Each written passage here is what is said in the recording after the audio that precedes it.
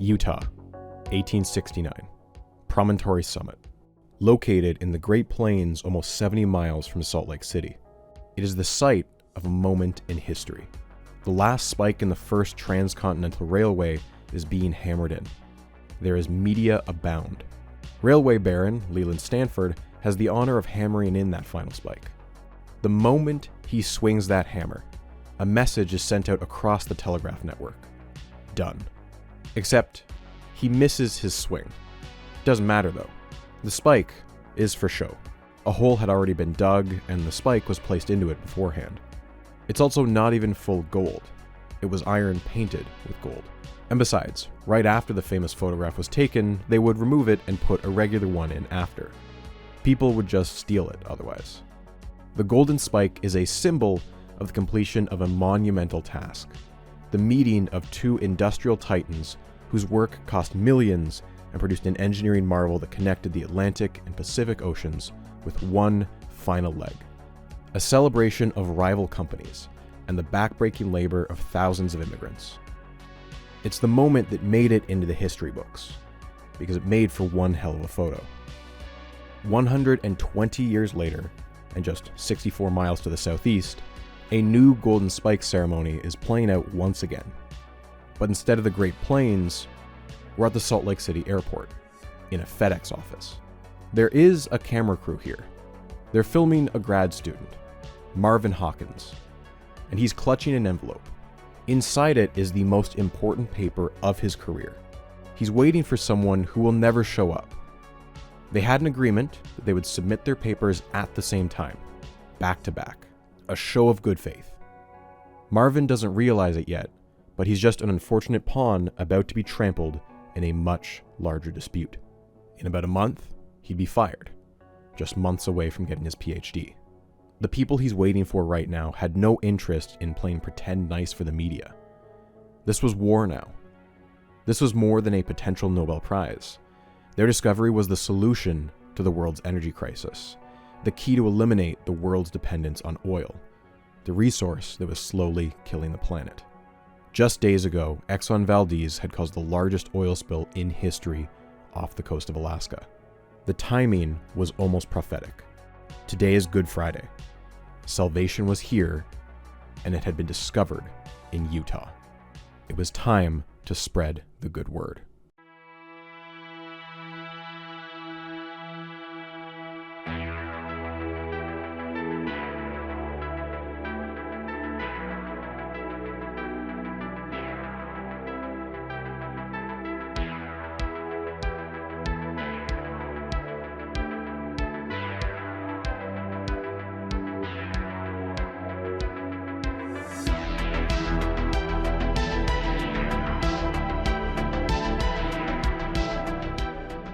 Utah is not exactly the first place you think of when you hear about a scientific breakthrough. Let's be honest here, your mind almost certainly went to the Church of Latter-day Saints. The state was founded by the controversial religious group while they searched for a promised land to make their own, and they fought with the federal government for decades before they were eventually accepted into the Union. Notably, only after the church publicly disavowed their former tradition of polygamy. And throughout the 20th century, Utah as a state craved legitimacy in the eyes of the rest of the nation. The state spent years building up their image as something more than just the home of the Mormons. Their national parks and ski resorts attract millions of tourists each year. Now iconic films have made their premiere there at Sundance. They lobbied for almost 20 years to host the eventual 2002 Winter Olympics. But for every success, there would be a Utah story making national news for all the wrong reasons. In the 1980s, there were the deadly Salt Lake City bombings of Mark Hoffman. Another was a shootout with police involving an illegal family of polygamists. The issue was summed up by a local political pundit. If you ask a lot of people in Utah what they fear, it's that everyone is going to laugh at us. We want money and we want respect. We would very much like to be respected, not as Nevada is for gambling or Wyoming for coal, but for brains and for talent. Despite its perception as a bit of an intellectual backwater, in the 90s, Utah had the second highest rate of high school graduates that went on to higher education. It's home to plenty of great schools, with the top two locked in an eternal rivalry with each other. Brigham Young University, located in Provo, is owned and operated by the Mormon Church, and it enforces a draconian and regressive honor code. But it has a good reputation in the field of engineering and nursing. And then there was BYU's longtime football adversary, the top school in the state, the University of Utah, or the U for short. An all-around good research institute, its genetics program was respected all across the country, and it was also the birthplace of the now iconic Utah teapot, the benchmark of 3D modeling. And its chemistry department was no slouch either, ranked within the top 20 in the country. One Utah resident wanted to improve those rankings, and he was going to do everything he could to earn his state the respect he felt it deserved, even if it cost him his job. Chase Peterson, like most people from the state, was a Mormon, although he was not a fanatical one. He had spent most of his early career out east and got a medical degree from Harvard and eventually became the dean of admissions. But his home state beckoned to him, and he eventually returned, becoming the president of the University of Utah in 1983. His time out east had taught him how to rub elbows with the wealthy and attract donors, skills he would desperately need as U of U was facing a period of steep decline. State education budgets were being slashed each year as Utah's whole economy slowed, and that meant that Peterson had to cut his school's budget 8 times in just as many years. If he wanted money, he either had to convince the government he deserved it, or he had to make friends in the private sector. And the way you go about that is by making headlines. Back in 1972, a U of U chemist announced that he had invented the first ever X-ray laser. After much excitement, no other labs could reproduce it, and it became jokingly known as the Utah effect. What Peterson needed was another one of those, but real this time.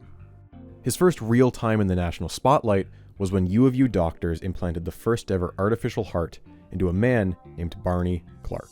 Clark had long suffered from severe heart problems and was going to die without medical intervention. It was a groundbreaking surgery, and 70 reporters came from all over the globe to cover it. It was an intense 6-hour procedure, and Clark had severe complications, including seizures and breathing problems. Unfortunately, he died in hospital 112 days later. Although clearly a step forward, it was not a success. Clark was intended to live much longer. The Utah effect had struck again.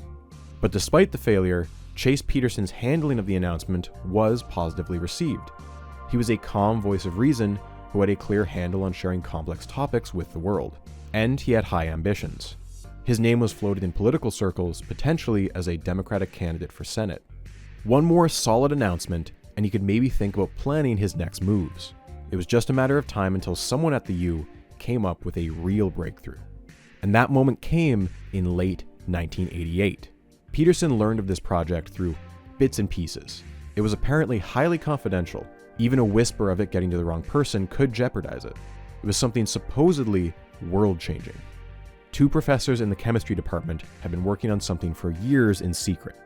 The administration first got wind of it when they submitted a funding proposal to the Dean of Science, Hugo Rossi. Rossi had read it, but the implications didn't click until he woke up in the middle of the night. The first thing he did the next morning was call the scientist and ask quite bluntly, "Are you building a bomb?" And the answer he got was, quote, "Well, I suppose you could put it that way." It was not, in fact, a bomb, but Washington would soon be paying close attention anyway. The lab in which this discovery had taken place had been working 24/7 for almost the past month, desperate to get as much data as possible before the announcement. Now, Peterson was having secret trustee meetings where everything was locked down. Leaks would be devastating. No one was allowed to use the actual words to describe the breakthrough. It was referred to simply as the F word. Although secrecy was of the utmost importance, Peterson was rumored to have spoken to the governor of Utah in late 1998 and told him that his school may soon win a Nobel Prize. On March 13, 1989, the school filed its first patent, the first of several. By March 16th, Peterson called an emergency meeting with all their lawyers and the 2 scientists. Peterson and the lawyers were in agreement. The time was now. If they waited any longer, it would jeopardize the patent applications. The 2 scientists, however, are reluctant, but after a long argument, they are slowly swayed. They realize the gravity of the situation. Years later, Peterson will argue that if they had stood their ground, he wouldn't have forced them to hold the press conference. And yet, the recollection of another attendee was that one of the 2 scientists was on the verge of tears. Whatever the case, the decision had been made. The press conference was scheduled for 1 p.m. Mountain Time, March 23rd, 1989. The media was given just a single-day advance warning. Campus security is deployed around the chemistry department, locking down access to the basement lab where all of this had started. The room is packed. TV crews capture the whole thing, which will last for a little over half an hour. This is a moment in history. First, let's get the news of that scientific breakthrough at the University of Utah. Brian? It's a late story. Thanks very much, Carol and Keith. Good afternoon, everyone. In about an hour, researchers at the University of Utah are scheduled to make an announcement that they revolutionize the way we energize our world.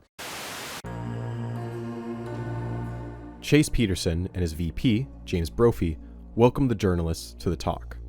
Peterson, knowing full well his words would be broadcast across the country, makes sure that everyone knows this discovery happened at his school. This university prides itself, whether it be in creative writing, or dance, or chemistry, or genetics, or artificial organs, in a long tradition of intellectual freedom, intellectual excitement, and a willingness to try new ways to solve old problems.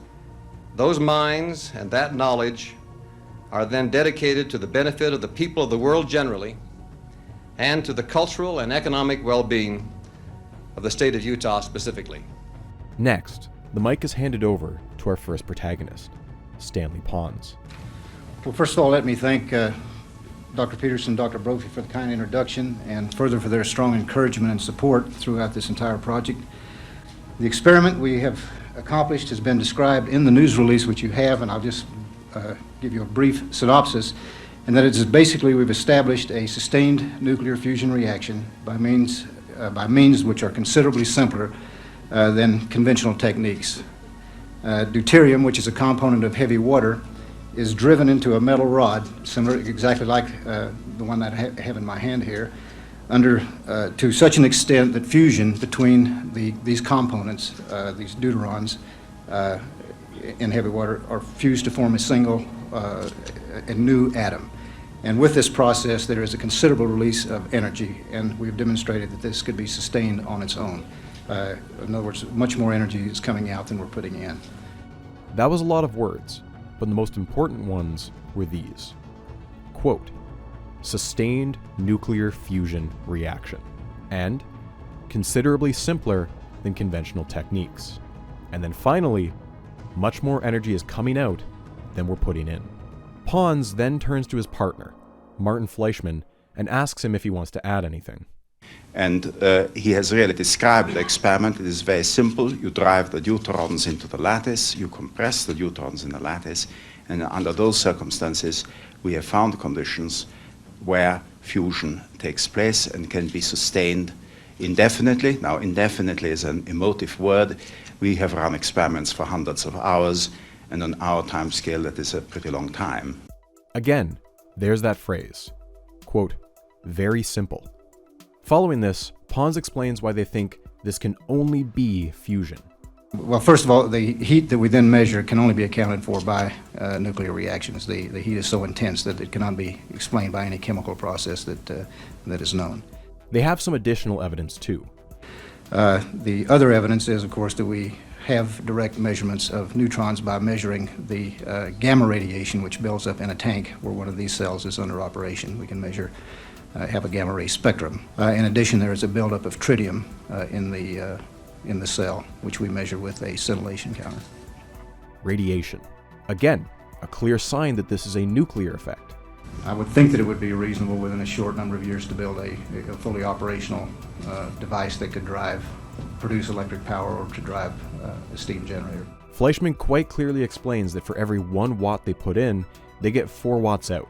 We have run cells now generating in excess of 20 watts per cubic centimeter. In terms of percentages, that's 300% excess heat. This is astounding.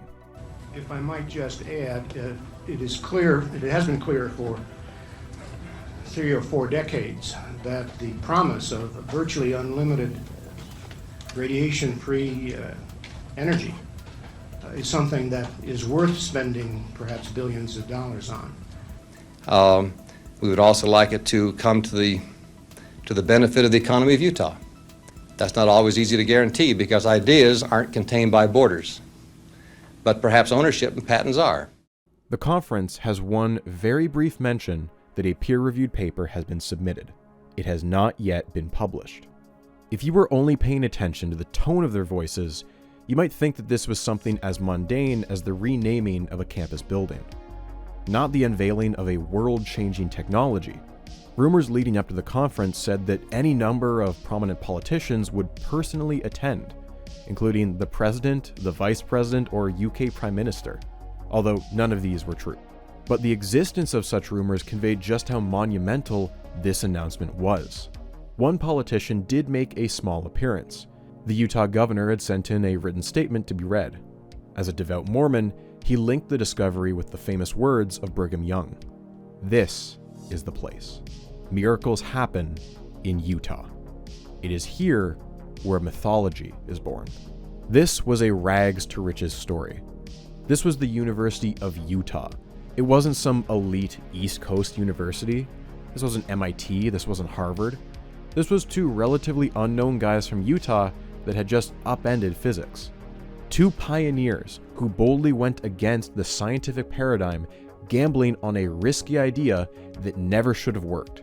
Stan and I thought this experiment was so stupid that we financed it ourselves, and I think it would be fair to say that we've burnt up about $100,000 in the process, so it's not that cheap, and this is just a kitchen experiment, so if you scale it up, we could burn up a few $1 million fairly quickly too. Stanley Pons and Martin Fleischmann are not remembered in the most positive light today, for reasons you'll soon come to understand. But one trap their critics sometimes fall into is underplaying their achievements prior to March 23, 1989. I think it's important to make clear that among their peers, Pons and Fleischmann were well-respected and productive scientists. That's what makes their fall from grace all the more tragic. One thing that comes across even in just these short clips is that Stan Pons is not very comfortable speaking in front of crowds. He stumbles over some of his words and trails off at the end of sentences. Fleischmann is much more confident, and his jokes get laughs from the audience multiple times. The Rubbermaid basin is for lecture presentations because we want to have the punchline that we paid for it ourselves and we couldn't actually pay for very much. Basically, this has been described as a kitchen-type experiment. Mm-hmm. How do you feel knowing that you can do in a kitchen what other researchers can do with $500,000 at large scientific... It's a pretty big kitchen. That confidence comes from experience. There's a bit of an age gap between the two men. Fleischmann is 61 here, and Pons is just 46. And while Pons has a solid resume, Fleischmann's is extensive. Born in Czechoslovakia, he grew up in the UK and made a name for himself there as a prominent electrochemist. Electrochemistry is a particular niche that's fairly simple to explain. They study electricity that induces chemical reactions, or chemical reactions that generate electricity. He was known for his invention of a type of calorimeter, a device used to measure heat with great precision. And he also did some pioneering work with the diffraction of X-rays. In 1986, he was inducted into the UK's Royal Society, which is essentially a Lifetime Achievement Award in science, placing him among the greats such as Isaac Newton and Michael Faraday. He was, quote, more innovative than any other electrochemist in the world. And Marvin Hawkins, the PhD student, once said of him, "You meet Fleischmann and you're going, wow, if I can spend just a month with this guy, I'll be a god myself." Fleischmann's renown as an elder statesman was no doubt a major contributor to why so many people took the announcement seriously. He would not simply rush out to make a bold claim without plenty of evidence to back it up. Stanley Pons was much more of an unknown. He had taken a more meandering route in his career. Born in North Carolina, he quit academia for 10 years to work for the family business before eventually returning to get his PhD in 1975. And he earned it at Southampton, which is where Fleischmann became his mentor and eventually his friend. After hopping around a bit, he landed himself a professorship at the University of Utah. He wasn't a Mormon, but U of U wasn't as strict as they are over at BYU. Over the course of the 1980s, he began publishing more and more papers every year. In 1988, he published a staggering 36 papers. He even ran his own company, selling homemade lab equipment out of his house. A true worker bee, his peers called him. U of U must have been impressed, because they made him chair of the chemistry department in 1988. His grad students knew him to be an introvert, uncomfortable with giving presentations, especially in front of large audiences. But they also spoke highly of him. He was humble, generous, and a good friend once you got to know him. It's hard to get a feel for what kind of person you are when you see someone on TV a few minutes. He's a very intensive person. Family and science takes up 97% of his time. Stan Pons is also very private. In his world, family and science mix, and little else enters the picture. Despite their age gap, the two were genuinely close friends who loved to ski, cook, hike, and throw parties together. I've heard some people describe both of you as the odd couple of fusion. He seems to be more outgoing. You're so private. Yeah. Does that fit? I think so. I think so. By the mid-1980s, Fleischmann was effectively retired, but he had set up an arrangement where he'd split his time between his labs in the UK and visiting Pons at U of U as a visiting researcher. The duo's dynamic was very obvious. Fleischmann was the ideas man, and Pons was the one who tested the ideas out. Before this historic day, they had published close to 30 papers together. Fleischmann, who's based in England, has spent 4 months each year at the university on the project. In between, both men rack up $400 a month phone bills. Chase Peterson told a CBS reporter later that day that this research may win Pons and Fleischmann a Nobel Prize. Although they never actually say these words in the announcement, the world will come to know it as cold fusion. Even if you have no idea what it means, you very likely heard those two iconic words before. Marvin Hawkins, the group's PhD student, recalls Fleischmann telling him that everything was going to change after that day. For the better or for the worse, he didn't specify. But Hawkins realized soon that it was going to be for the worse. This press conference should never have happened. Pons and Fleischmann had wanted an extra 18 months before going public. Pressure outside their control had forced their hand.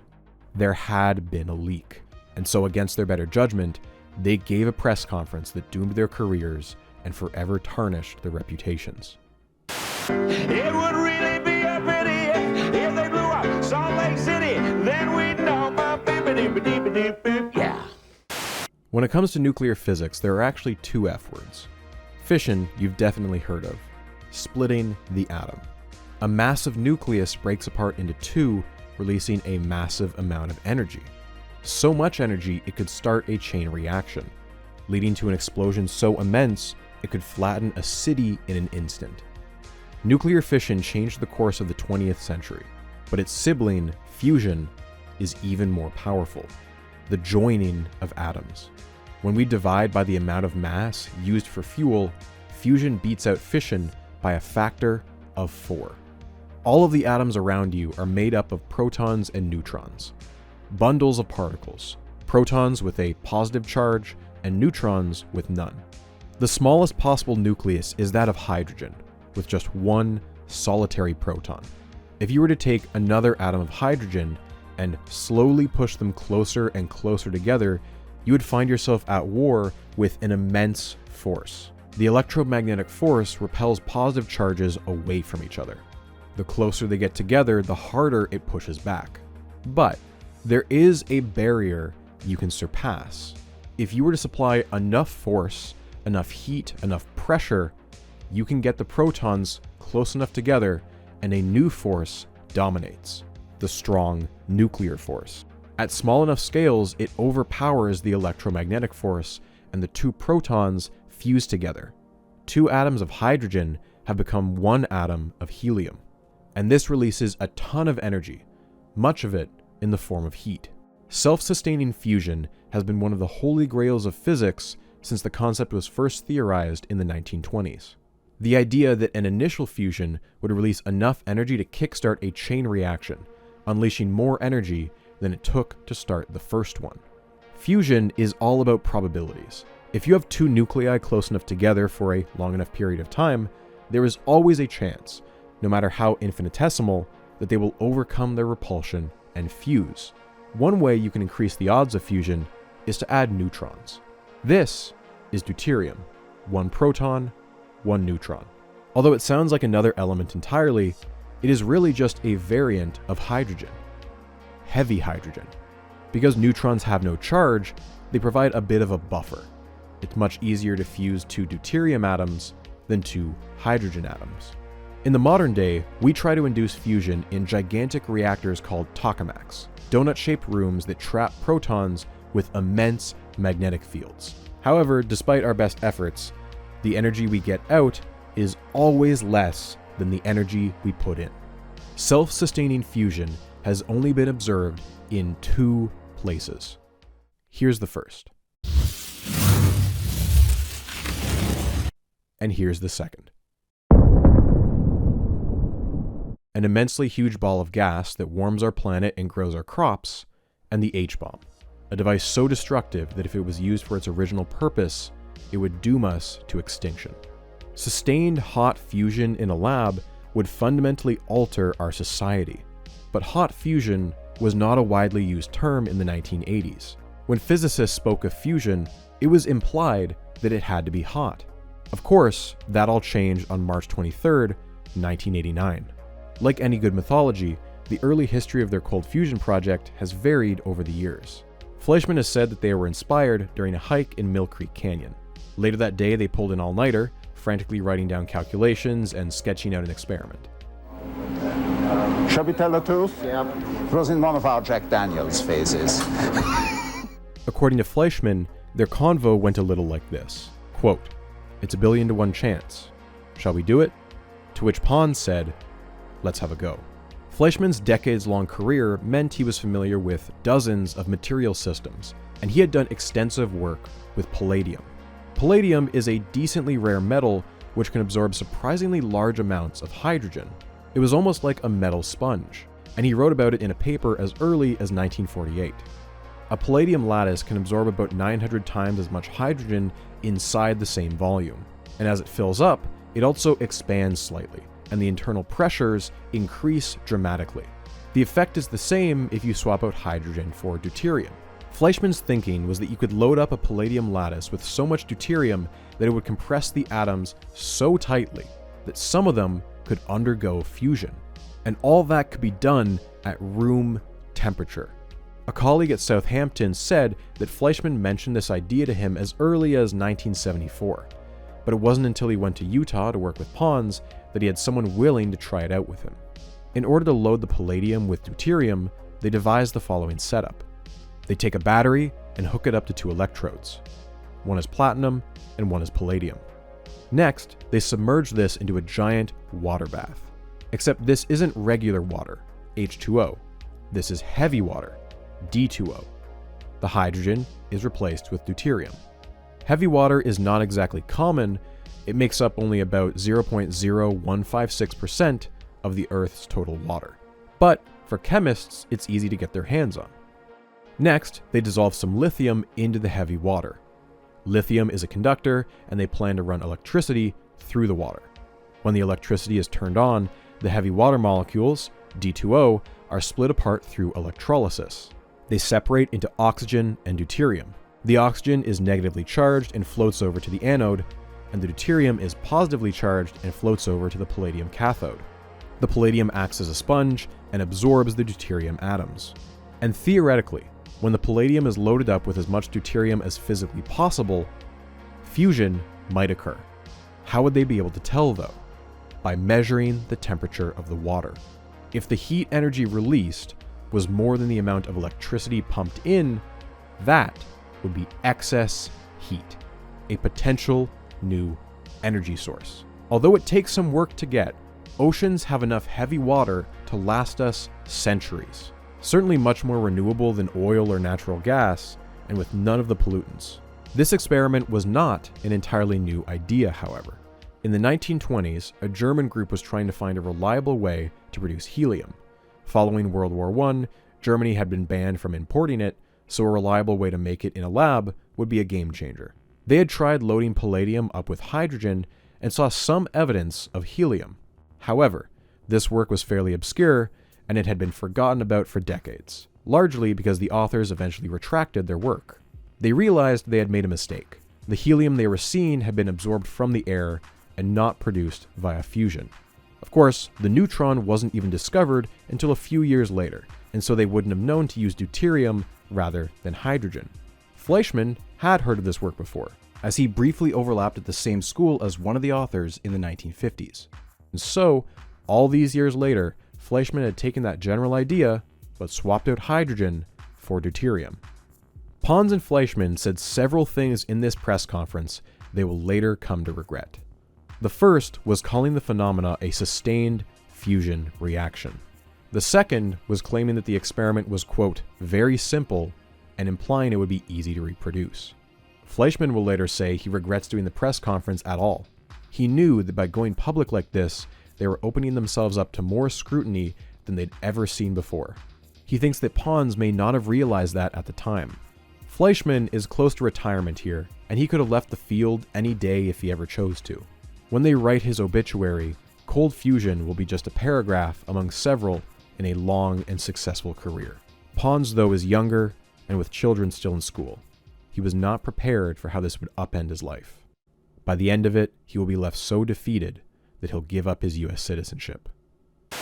We did it for the first time anywhere. A big step forward in a little test tube. What could be the discovery of the century. The dawn of a new nuclear age. They have successfully maintained a nuclear fusion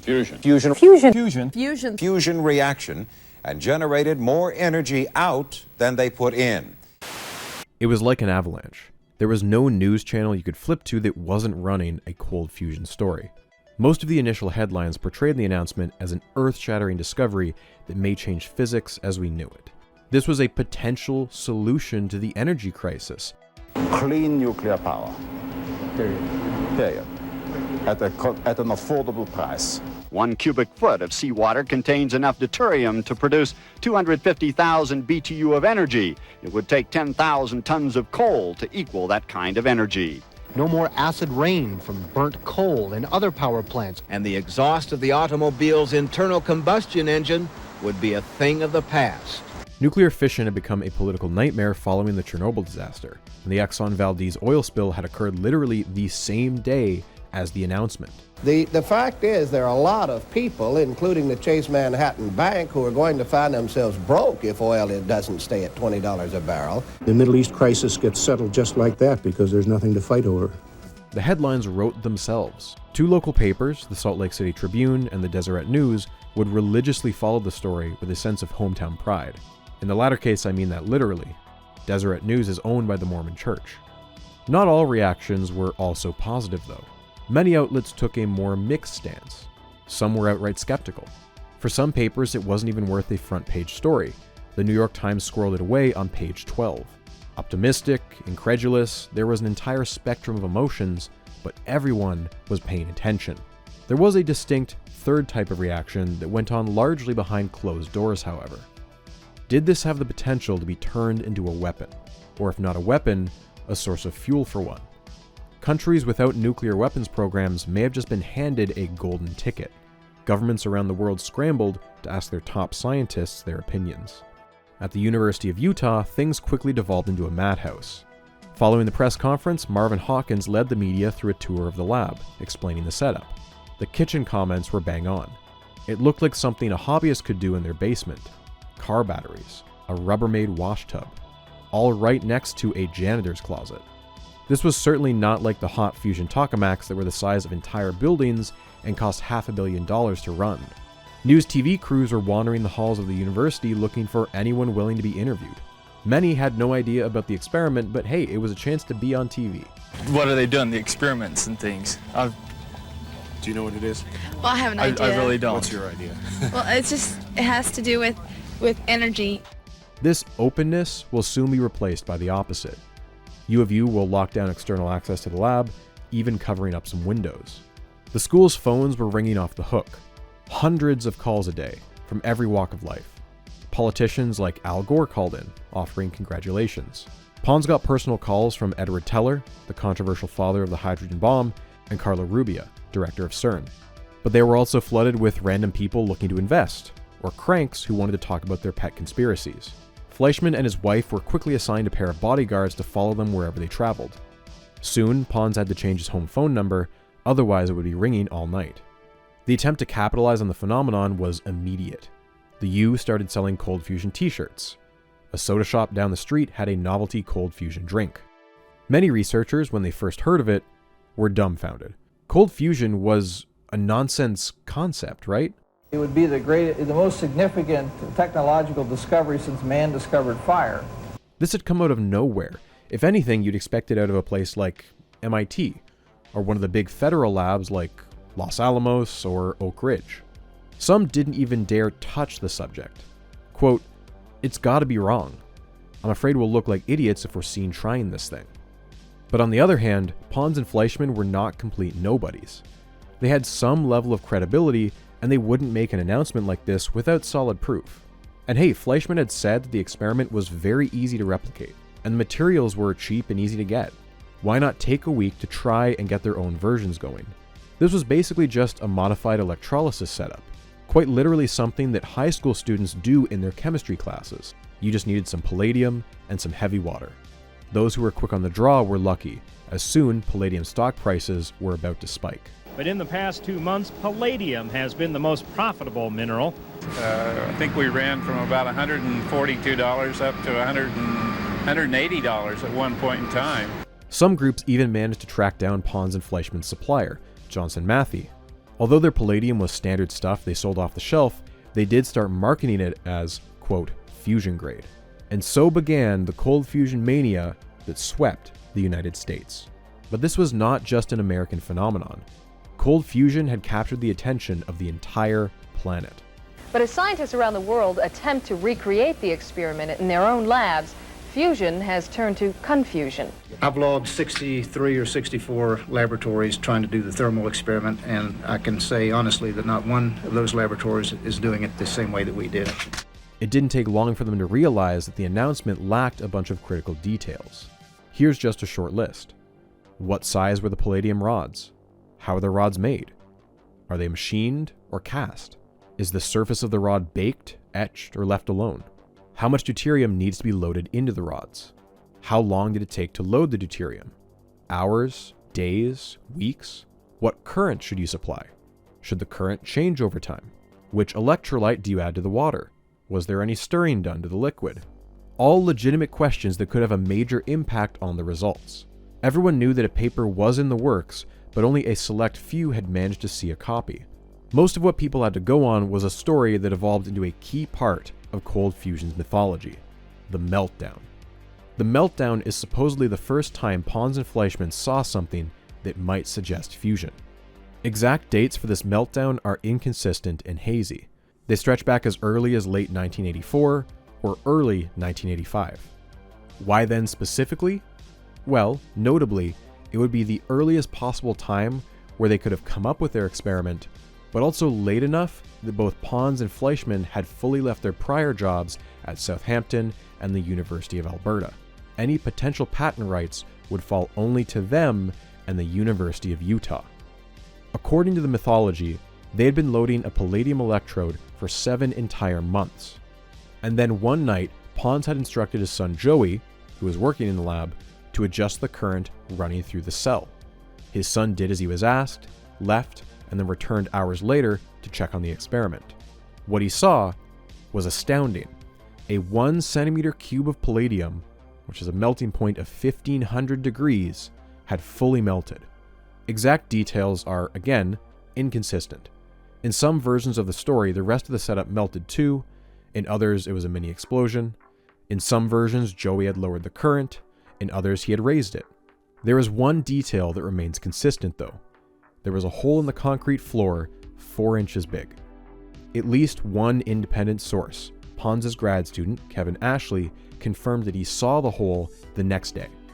Something had generated a shocking amount of heat. So much heat that it could not have been explained by any chemical reaction. The only logical conclusion, according to Pons and Fleischmann, was that something nuclear had just occurred. And it was stories of this meltdown that supposedly convinced the university that this discovery was genuine, leading to the eventual press conference. And yet, there exists no official university records of this meltdown from the time it supposedly occurred. Fleischmann, years later, claimed that they had covered it up out of fear of having their experiment shut down as a clear fire hazard. But regardless, the meltdown story would be a particular point of fixation among scientists. Because even though the story lacked hard numbers, it still implied them. A 1 centimeter palladium cube has a melting point you can estimate, and you can calculate how much energy would be necessary. So does a 4-inch hole in concrete.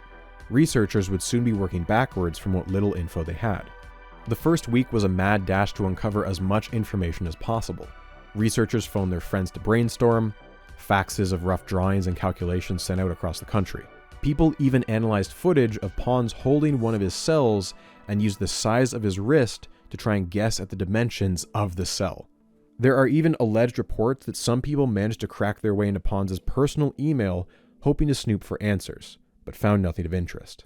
Back then, the internet was still in its infancy, and barely anyone called it that yet.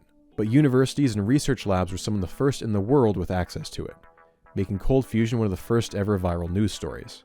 Early bulletin boards hosted daily news updates, and information was spreading faster than it ever could before.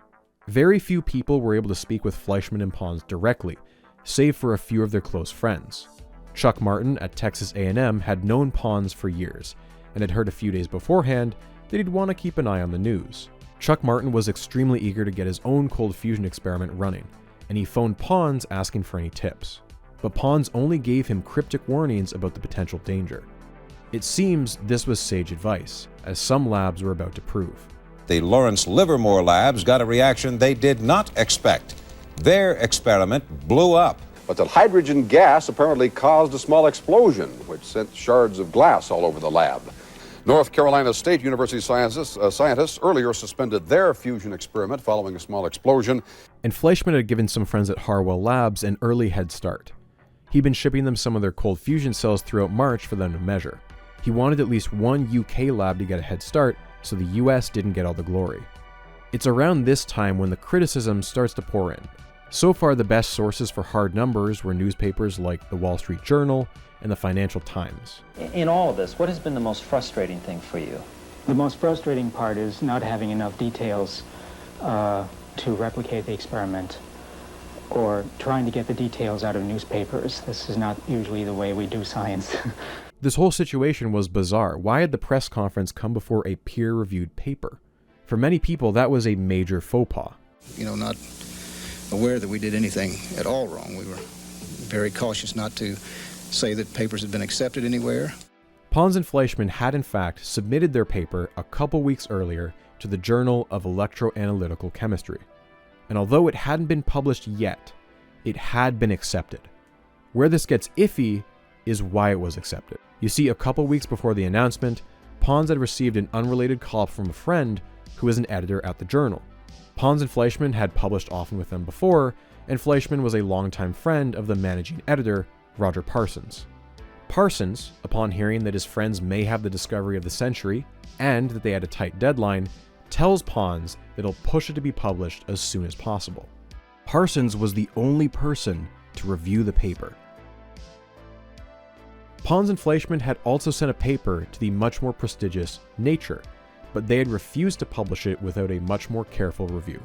There's more to that side of the story later. The paper was eventually published on April 8th, but the preprint leaked a little earlier. Pons had given 5 copies to friends in Utah. These were quickly faxed and copied across the entire world so many times that most of the text quickly became unreadable, except of course for the massive stamp that read confidential. But even this paper was only 8 pages and had little new that people didn't already know. The assumption many were working on was that Pons and Fleischmann were intentionally withholding details because of patent concerns. Some people even speculated that the cells they showed off on TV were dummies, and that deep in their basement lab they had the real heavy-duty cells hidden. The press release given to the media by U of U's comms department was also devoid of many details. Pam Brogel, the school's comms director, later said that she was actually forced to remove sentences at the request from the university's legal teams, which she fiercely disagreed with. And yes, that was teams, plural. She noted that there were 3 separate groups of high-powered lawyers, ones from the East Coast, West Coast, and Texas. She had wanted to speak to Pons and Fleischmann well in advance, but had only been allowed to just days before the announcement, leaving her no time to research. Although the press conference was heavily promoted by the school, the exact topic was not fully revealed beforehand. Despite this, at least 3 reporters had managed to get an inside scoop. One of them was Jerry Bishop at the Wall Street Journal. Brogle, who wanted to guarantee coverage from the journal, tells him it's room temperature fusion. Despite his initial skepticism, he too ends up making some calls to physicists and pieces together that this story is a major deal. And his headline, Taming H-Bombs, was certainly not the kind of thing you expect to see in a financial paper. Jerry Bishop's coverage of cold fusion is some of the most in-depth in the traditional media sphere. He will later win a science writing award from the AIP. However, it should be noted that his award ceremony will also be boycotted by many physicists. They found his reporting misleading and often one-sided. Some actually credit Jerry Bishop with popularizing the name cold fusion, because as you'll see in their written press release, Pons and Fleischmann called their discovery N-fusion. Jerry Bishop did not come up with the term cold fusion on his own, however, and you'll find out who did a little later on. Nothing was conventional about cold fusion, and it was only going to get weirder from here. By mid-April, the first reports from other labs began to roll in. Pons and Fleischmann had set the precedent that if you had a result, you were fine to hold a press conference before you even had a paper published. And that's what many of these labs did. Called in the media, put on their best suits, and got their 15 minutes of fame. It's rare for scientists to get on TV, and this might be their only shot. Hundreds of laboratories have tried to confirm the Utah experiment. It looks as though Texas A&M won the race, with Georgia Tech a close second. We found that there is more energy coming out of this cell than we are putting in. We couldn't believe it. We couldn't believe it. But then another announcement from another school, Georgia Tech. Researchers there duplicated the Utah experiment. And this weekend, 2 Hungarian researchers say The University of Washington. Italian news reports Stanford researchers today. 2 Mexican scientists say Government project in India. Researchers at the University of Florida. Swedish physicists said today. The University of Minnesota. the Los Alamos National Laboratory, New Mexico. Incidentally, this brings to more than 60 the number of laboratories that have confirmed at least part of the Utah experiment. Over the next few weeks, Pons and Fleischmann would be traveling non-stop. Fleischmann had gone to Europe the day after the announcement, and he had given talks at some of the top physics labs on the continent. Harwell in the UK, Ares in Italy, and now CERN in Switzerland. He was filling auditoriums beyond capacity each time. Pons was just as in demand, and he had given talks at U of U, Indiana, and soon he would give the biggest talk of his life. Cold fusion was such a big deal that nearly every major scientific organization decided to hold emergency sessions entirely dedicated to the subject. And for a chemist like Pons, there was no bigger stage than the American Chemical Society. They had scheduled a meeting in Dallas on April 12th. They had booked out a basketball stadium, and early registration suggested that chemists all across the country would swarm the event. Dr. Pons has been escorted around Dallas much the way you would escort around a presidential candidate or even a president himself. Incredible for a chemistry convention. It felt like a Jazz-Lakers 7th game in the playoffs. I'll tell you one thing, it was quite a day. The first day of the conference, the arena has 7,000 people in it. Looking back, many call this event the Woodstock of chemistry. As a comparison, the American Physical Society had their own Woodstock event just 2 years earlier. When a group had found evidence of high-temperature superconductors, that work had won its discoverers the Nobel Prize. Every chemist in the country wanted to see their new hero, Stanley Pons. The president of the society opened his talk with a bit of a jab at their rival field of physics. While much has been learned about plasma physics, the goal has remained elusive. Now it appears the chemists may have come to the rescue.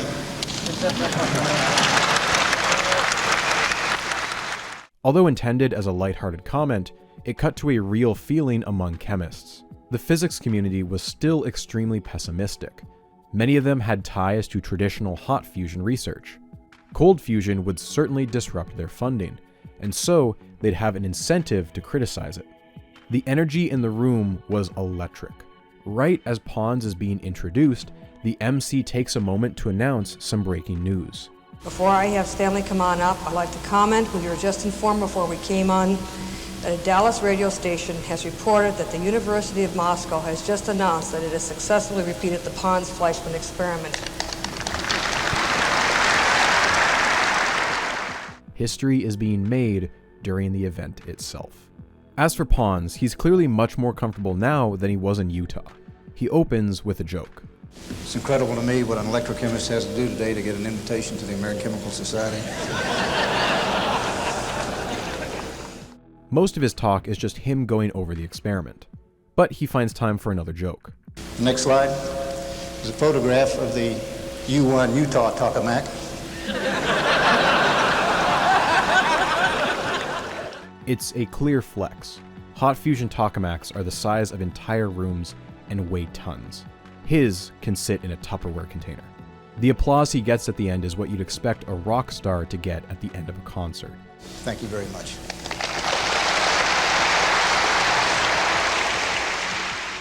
During the Q&A, one of the audience members asks Pons a question. Prometheus, Pandora, or Piltdown Man? 3 options for how this could turn out. Was this like stealing fire from the gods? Was it like unleashing a curse upon mankind that could not be undone? Or was it simply a hoax? Pons' response was short. No comment. Meanwhile, Pons and Fleischmann were not the only two who'd had a busy couple weeks. Chase Peterson, not wanting to waste the momentum of the publicity, flew out his team and personally visited the Utah governor at his vacation house. The governor could tell they weren't there just for pleasantries and asked them point blank how much money they wanted.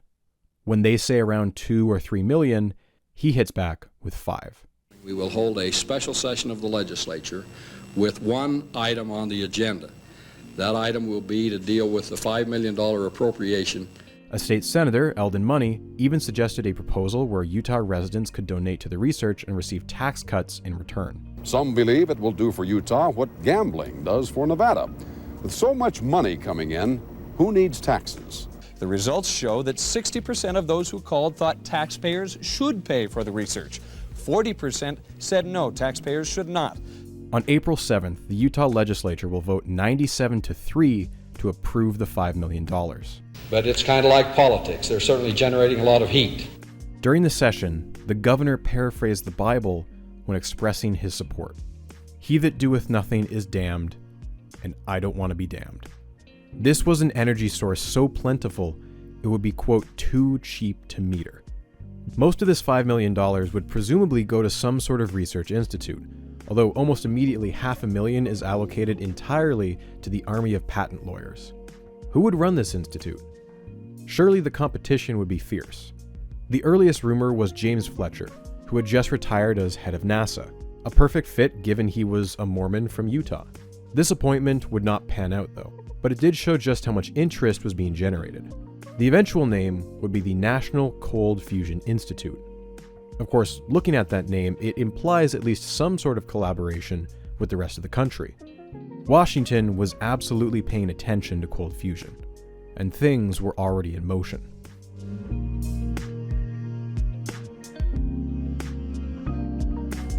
On April 13th, Glenn Seaborg got a phone call in a California diner. It's from Washington. He needs to take a flight there because it's urgent. This is not the first time he's done this. He's a well-respected veteran in nuclear science. In a few years, he'll get a chemical element named after him. He's been a personal scientific advisor to half a dozen US presidents. And George Bush wants his opinion on cold fusion. When he gets there, he tells Bush, his chief of staff, and Secretary of Energy, James Watkins, his honest opinion. This wasn't going to be anything. There wasn't enough evidence there to convince me, and I'm not convinced yet. Everybody knows about it. Nearly everybody is talking about it, but most of the people I've talked to are not buying it. But at the same time, you couldn't just declare it wrong. The world was paying attention. Cold fusion looked like a solution to the energy crisis. If you're going to evaluate this, you need to do it slowly. Make a panel, have them visit the labs, and write a big report. Don't rush it out. Secretary Watkins orders a dozen of the country's national labs to start working on cold fusion. And none of this secrecy business. If there's a confirmation, he wants to know immediately. This was not the only major development in Washington that month. This is not a science project. This is an American project, quite frankly, and a Utah project. So I couldn't agree with you more, and I think we ought to jump right on it and not let anybody else steal this thing. And the last 20 years are full of American inventions and Japanese promotion. We'd like to have both opportunities. In the House, the Science, Space, and Technology Committee held a hearing on April 26th. With 42 members, it is one of the largest committees in the House, and that day there was full attendance. The opening remarks are full of pomp and circumstance. Morning, ladies and gentlemen. In recent weeks, an atmosphere of high excitement and anticipation has permeated the scientific community as startling possibilities for sustained nuclear fusion reactions at room temperature have emerged. The potential implications of a scientific breakthrough that can produce cold fusion are, at the least, in our judgment, spectacular. We all want this to work. Energy is the lifeblood of our nation, and fusion energy would be an enormous step toward the goal of energy independence. In a period when our news seems to be filled with items telling us about drugs, budget deficits, a decline in America's economic position, and environmental problems, the news of the possible discovery of cold fusion in Utah, with its accompanying controversy, was wonderful news. Wayne Owens, congressman from Utah, was eager to introduce the distinguished guests from his home state. The possible achievement of solid-state fusion, or the so-called cold fusion, is nothing less than a miracle. Later, he would make plans for a trip with his fellow committee members to go visit U of U and see cold fusion with their own eyes. The first guest to speak is Stanley Pons, clearly quite humbled and honored to be speaking in Congress. The one thing about those microphones is they're not that good, so you have to pull them closer. Okay, thank you very much. Chairman, first we would like to thank you and the committee for the opportunity to testify here today. He starts us off with a fairly in-depth explanation of the nitty-gritty technical details. He has a slideshow that lasts for nearly 15 minutes. Fleischmann is up next and does what he does best, giving a digestible big-picture view and speculates about how this could be applied.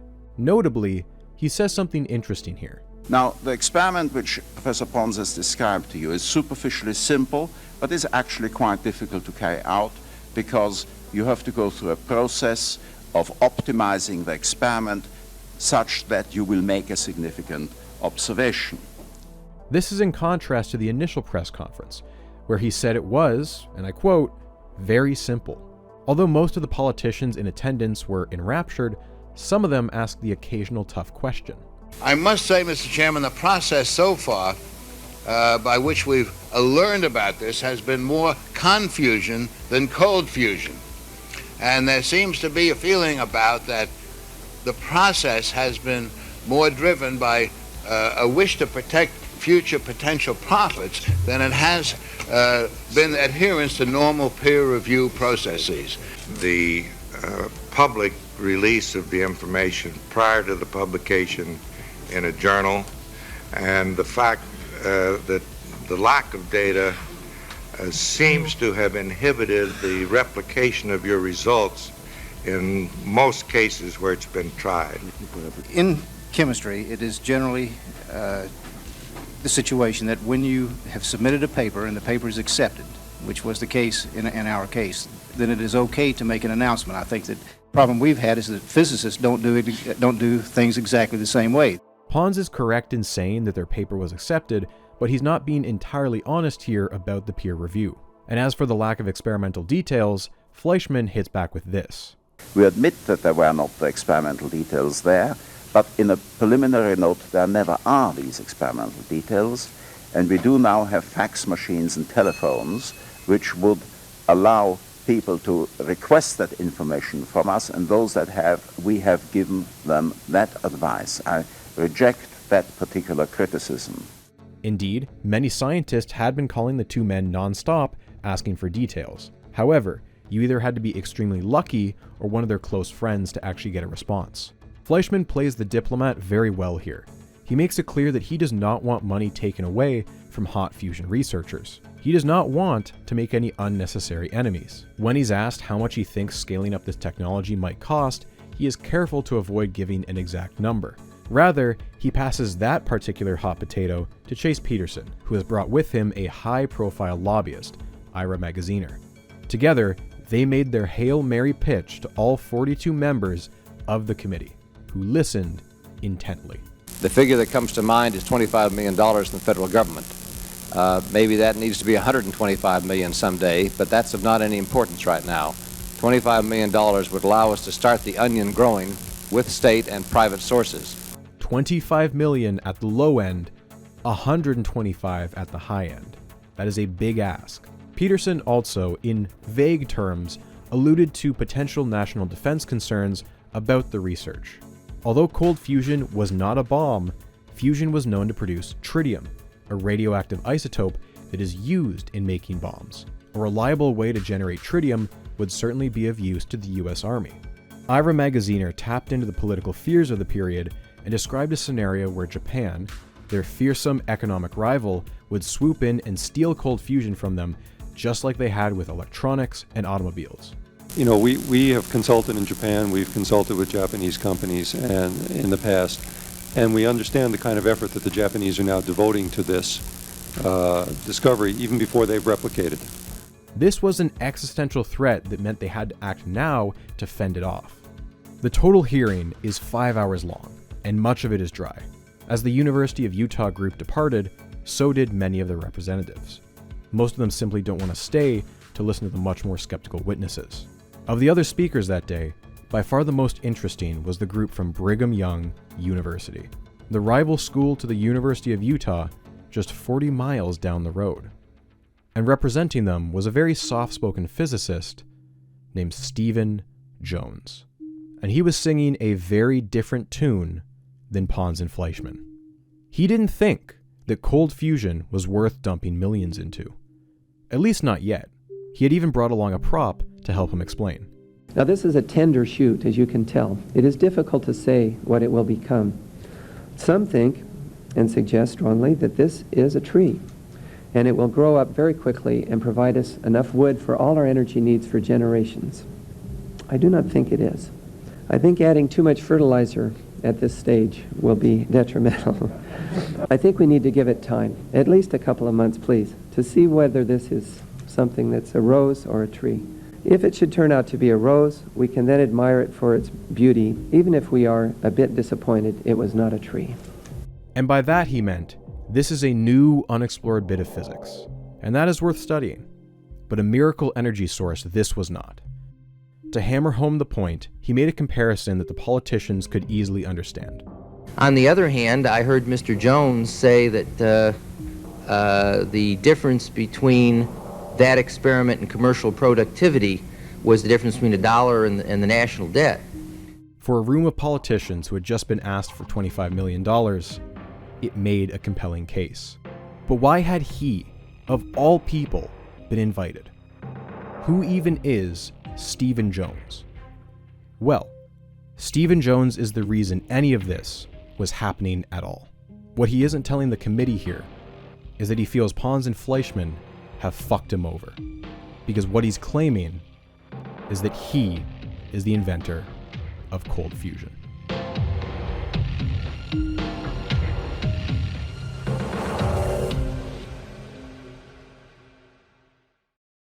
Stephen Jones is a soft-spoken man. He's just spent the better part of an hour speaking to a room full of Washington politicians about his work in cold fusion. He comes off as humble, downplaying his work as a nuclear physicist. Like most professors at Brigham Young University, he is a devout Mormon.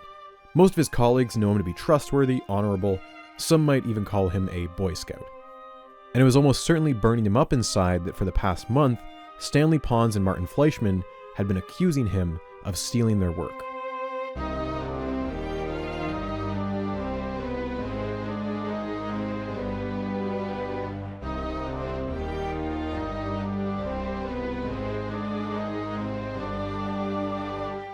Stanley Pons and Martin Fleischmann are remembered as the fathers of cold fusion, for better or for worse.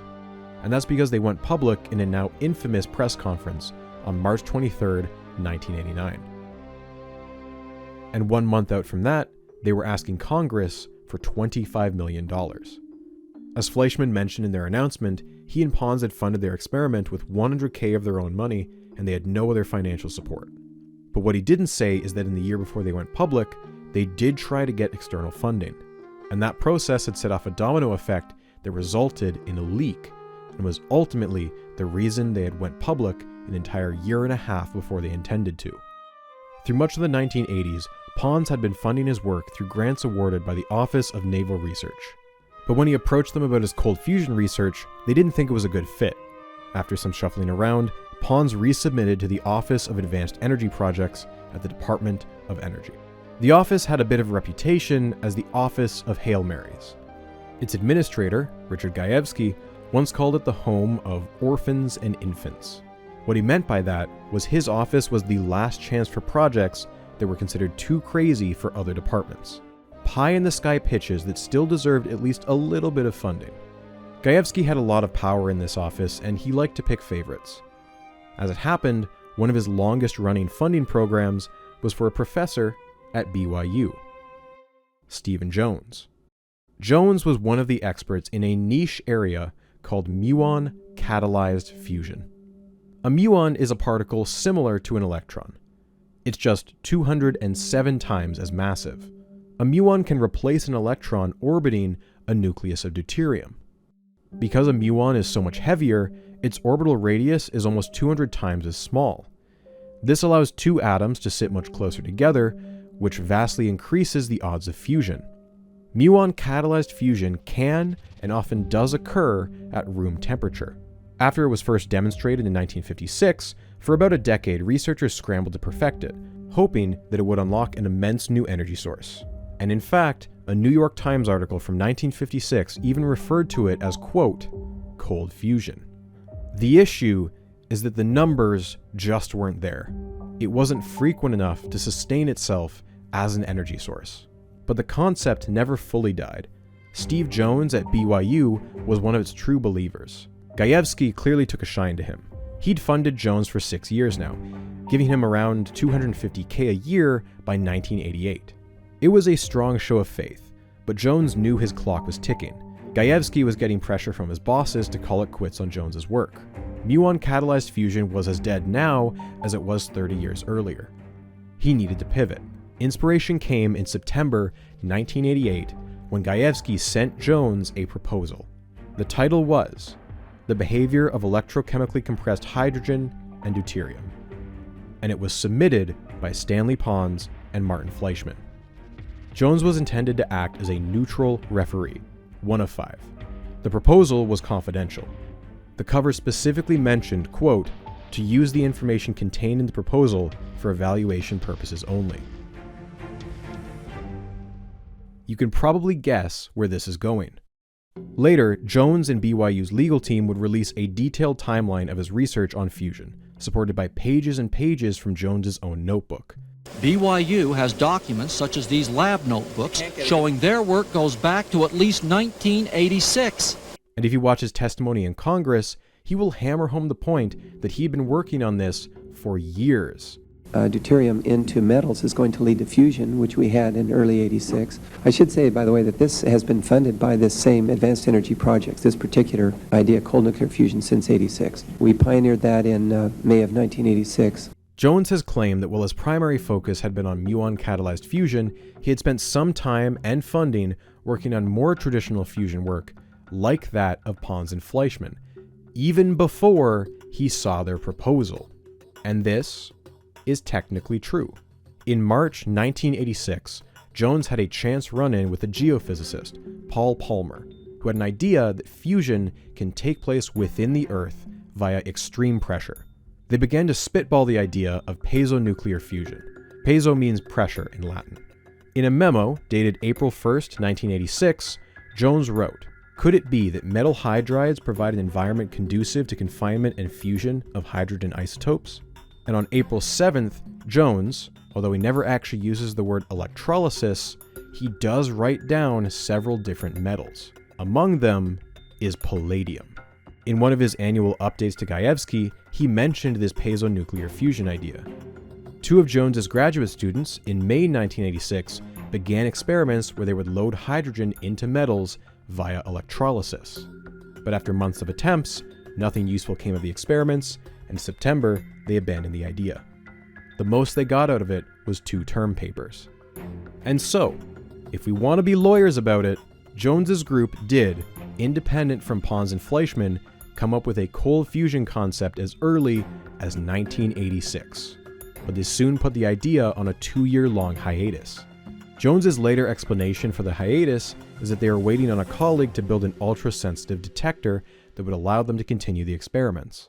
This detector was indeed finished around August of 1988, and we know from Jones's own notebook that he assembled his team for a meeting on August 24th, and they discussed restarting the fusion project. But then, and this is where it gets a little suspect, his notebook has a 29-day gap where he does not mention the fusion project. And then finally, he notes on September 20th that he received the Pons and Fleischmann proposal from Gajewski. It is only after this point that his group begins to start up experiments again. The whole saga is full of coincidences both in timing and in location. What are the odds that it's 2 Utah labs just 40 miles apart that would be racing to unlock the secrets of fusion? What we do know for sure is that Jones and his team jumped into action only after they had read Pons and Fleischmann's proposal, at a time when his funding was on the verge of ending. And so, by late September, his group was starting up experiments, and Jones wrote back to Gajewski that the proposal should be rejected, or at least, he needed some clarifications first. And so, he begins to write to them anonymously. To Pons and Fleischmann, here is an anonymous reviewer asking very basic questions, clearly of the opinion that this experiment won't work. Only when they had shared enough details for him to replicate the experiment in its entirety did he change his tune and give it the thumbs up. Pons and Fleischmann had managed to guess that the reviewer was Jones because one of his critiques was that they hadn't cited a 1986 paper by him. And then one day, Gajewski phones up Pons and suggests that since Jones had worked on similar stuff before, they maybe work out a collaboration. From the perspective of Pons and Fleischmann, this was outrageous. Pons had refused to talk about this project to anyone outside Fleischmann or his own family for years, and now as soon as they submit a grant application, they had a physicist trying to force himself onto their paper. Although Pons and Jones have a friendly phone conversation, deep down Pons feels like their work has been stolen. Pons tells the patent officer at U of U that they may have a legal dispute on their hands, and he makes a call to a childhood friend. Gary Triggs grew up with Pons in North Carolina. He was a charming country lawyer who was not afraid to get his hands dirty. When the dispute with Jones's group began to heat up, Pons had Triggs fly into town to help him re-strategize. Triggs also acted as a confidant, one of the few people Pons trusted without question. Even before cold fusion, Pons had used Triggs as an attack dog when he got into some hot water. At least 2 prior collaborations involving Dow Chemical and Synthetech used Pons as a researcher. When those companies couldn't reproduce his results, they asked for his data. Pons blocked them by getting Triggs to send cease and desist letters. One of Triggs' first acts in the cold fusion saga was to have Pons call up Gajewski and try to get him to admit to manufacturing this whole mess to help out his buddy Jones. If he said anything incriminating, they never did anything with it. Both groups go into overdrive trying to gather data in a race to get their paper out first. The U of U group is working 24/7, swapping out in shifts. The dispute begins to boil over around February, when Gajewski tells Pons that he's putting a freeze on their funding until the dispute is resolved. They've now lost all trust in Gajewski. They start to become paranoid. Both groups escalate the issue to the heads of their respective schools. Both the U of U and BYU administrations take over the negotiations. They arrange for sit-down talks. The U of U team visits BYU and tour the lab on February 23rd. Jones's team is impressed by how well made Pons and Fleischmann's cells are, and Pons and Fleischmann are impressed by BYU's radiation detector. But Jones tells them that he's been at this for 2 years and he wants to publish now. Pons and Fleischmann beg him for 18 more months. They need more time. But Jones says he can't wait. He agrees to cancel a talk later that week, but he's been scheduled to speak at a major conference in May, the American Physical Society. Can't you present something else, they asked him? No, he says he can't. He already submitted an abstract, and in it, he mentions cold fusion. He's given them a no-win scenario. Pons and Fleischmann are at a loss. The final negotiation is an agreement to publish back-to-back submissions to the same journal. After some debate, they agree on Nature, one of the most prestigious in the world. At the end of the meeting, both sides shook hands, but no paper had been signed. Nothing written had cemented the deal. Neither side was happy, and any pleasantries were just performances. Reportedly, by the time Pons and Fleischmann had walked back to their cars, they were calling Jones a thief. What if one of the papers got rejected and the other accepted? That paper would get all the credit. They believed there was only the nuclear option left. Go public immediately. BYU fusion researcher Stephen Jones says the U breached an agreement with Brigham Young University by announcing its fusion discovery to the media last month. Jones says the two universities had agreed to announce their separate findings simultaneously. There was no commitment, no promise of any sort that we wouldn't go public. Around March 13th, Jones gets the feeling that Pons and Fleischmann are going to screw him over. He phones them and they tell him something that is either, quote, a threat or a warning. He can't tell which. And so they hold their press conference on March 23rd without any heads up to BYU. At the press conference, a reporter asks if they are aware of any other group doing similar work. VP of Research James Brophy takes the mic. He says he wasn't aware of any other group, something he knows for a fact is a lie. And with fusion coming to the forefront, the big rivalry between BYU and the University of Utah is no longer over football. Okay, so now what's the deal here? Is it because somebody stole it? The professor? BYU says that we were working on it together and that he came out first so he could get all the publicity. Imagine that. Fleischmann and Pons will go on to say many years later that they did not name their discovery cold fusion, that it was Steve Jones who was responsible for that. A couple weeks later at a conference in Italy, Fleischmann and Jones will have a private conversation in the hall. Reportedly, Fleischmann will apologize for how things got out of hand, but you can't put that cat back in the bag. By going public early, they had doomed their careers. Jones had found out about the betrayal when the Financial Times called him asking for comment. Jones was furious, but he feels a sense of relief at the same time. Knowing he's been betrayed rather than waiting for it is almost freeing. He goes on vacation with his family for the Easter weekend. They mail the paper to Nature as soon as possible. No one from his team will be going to the airport on March 24th to meet with Marvin Hawkins. And that leads us back to where we started. Marvin Hawkins, Pons' PhD student, clutching an envelope in a FedEx at the airport. A TV crew is there to film the meeting that won't be taking place. He'll end up submitting the paper and going home. Hawkins' name didn't make it into the history books the same way Pons and Fleischmann's did. He's not a protagonist, but his story is still worth telling. Marvin Hawkins was 27 here. In the fall of '88, he was pretty much wrapped up with his PhD work. The only thing left for him to graduate was to write his thesis. If he focused on writing, he'd be out in just a couple months. It was in his best interest to try and get it done sooner rather than later, because after all, he was the sole source of income for a family of 5. He had taken a 2-year break from school for his Mormon missionary work, so he was a bit behind his academic peers. He needed a decent paying job. But in October of 1988, Stanley Pons, chair of the chemistry department, approached him with an offer. He was working on an incredibly interesting fusion experiment. Well, actually, it was more than interesting, it sounded groundbreaking. The sort of thing that could win a Nobel Prize. It would certainly delay his graduation, and it wouldn't pay him very much, just $10K a year. But Marvin recognized it as the once-in-a-career opportunity that it was. And to work with Martin Fleischmann, too? When it came to chemistry, that man was a god. Stanley Pons was a secretive man. Outside his family and his mentor Fleischmann, he barely told anyone about this. His wife worked as his secretary, and up until August, he'd had his son Joey run most of the experiments. But he was getting married that month and left the lab. With a vacancy to fill, Pons approached Marvin. Part of why he chose Marvin was that he knew he could set up experiments on his own. He wouldn't need outside help. Fewer chance of a leak. Marvin worked for months, and to hear him tell it, without much help from Pons and Fleischmann, on developing the cells that would soon become world famous. Does everyone you build now work? No. As with any scientific endeavor, you've got some build-up, some mistakes, some reevaluation, some new processes that you want to incorporate. As January turned into February, it was clear to him that Pons' group was in a race with someone at BYU. Whoever published first was guaranteed to make it into the history books, and whoever was second might, if they were lucky, get a single mention at the end of a long paragraph. They began to pull 24/7 shifts. Quote, "There were times where I would go home for 3 or 4 hours and sleep and then get up and go back. And that happened for a month and a half. No weekends, no nothing. Your kids kind of tend to wonder who you are."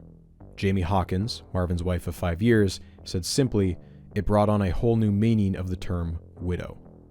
Having Marvin away from home was difficult, Jamie said, but we could see it was for a great purpose, so that made it a little easier to deal with. Quote, obviously it's been very stressful on her. She's been very supportive. She's even come in from time to time and helped me collect data just to try and maintain some kind of relationship. It's not been horrible, but it's been hard. His kids missed him at home. Their daughter was old enough to understand it was important for her daddy's job, but their younger son was emotional. Pons seemed to recognize what a sacrifice Marvin was making, especially as a young father. Quote, Stan would call me numerous times and say, Jamie, I'm sorry that Marvin's never home, but realize soon Hawkins, Pons, and Fleischmann's name will be in the lights. Hawkins' name never made it on to the paper. 2 days before the announcement, Pons gives him the bad news. The school, for legal reasons, thinks it's better if it's just him and Fleischmann on the paper. Marvin is devastated. In the couple days after the March 23rd announcement, the energy around the Utah campus was frantic. News crews were everywhere, and everyone wanted to catch a glimpse of the famous cold fusion cells. Someone had also allegedly stolen the transparencies Pons and Fleischmann had used in their press conference. And the day after the announcement, Fleischmann took a plane back to Europe, where he'd be for a few weeks. Now, that meant Pons had been left alone in Utah without his mentor, receiving more public attention than he'd ever had in his entire life. Phone calls were ringing all hours of the day, news crews wanted to interview him, his email account got hacked. They had to change his home phone number just to stop the ringing. In a profile for the Deseret News, Pons described himself with one word: scared. Tensions can get very high, emotions can get absolutely destroyed. That's a lot of pressure. It's not that much more. For me, he's the same guy. The kids say, yeah, there's Dad on TV, and they run on and play. We don't know when we're going to have dinner. People want to talk all the time. We always say we're normal. We're still the same as ever. Soon, a mysterious man from MIT would roll up, uninvited, and began asking questions. He only left when Pons tried to contact security. So with all of this context in mind, Pons realizes on March 26th that some of his lab books were missing. With Fleischmann gone, the only other person who could have the notes was Marvin Hawkins. And so, Pons calls up another grad student, Mark Anderson, and asks him to take over a bit of the work from Marvin Hawkins. Here is where it gets odd. Hawkins attests that Pons and Fleischmann asked him to make a copy of the notebooks and protect the original.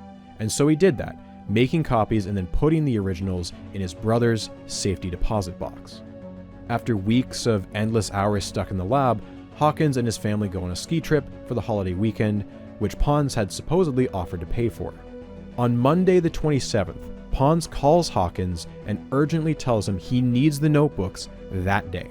It's not much of a leap for Pons to assume that Hawkins is upset with his name being left off the paper and that he may have taken the notes for leverage. Unaware that Pons suspects him of anything nefarious, Marvin leaves the ski trip and drives into Salt Lake City to drop off the photocopies of the notebooks and then returns back to his family vacation. But Pons is not happy with just the photocopies, and when Marvin checks in via the phone, Pons tells him he needs the originals right now. He essentially accuses him of stealing the notebooks. Pons and Hawkins' stories contradict each other quite a bit here. Pons claims he got a call from the Mormon church saying the notebooks were with them, and he should come pick them up. He alleges that Hawkins tried to sell the notebooks for millions of dollars or as some sort of religious donation. When Hawkins returned to the lab, Pons threatened to send the police after him. Eventually, Hawkins returns the notebooks, realizes he's been replaced, and leaves for his vacation a third time, but in a significantly worse mood. And finally, on April 4th, he receives a letter from Stanley Pons. He's been fired. Hawkins immediately goes to the administration and says he'll go to the media if they don't rectify the situation. He even calls Fleischmann, who tells him he'll try and talk some sense into Stan. A day later, Pons and Hawkins sit down and have a meeting with two neutral third parties.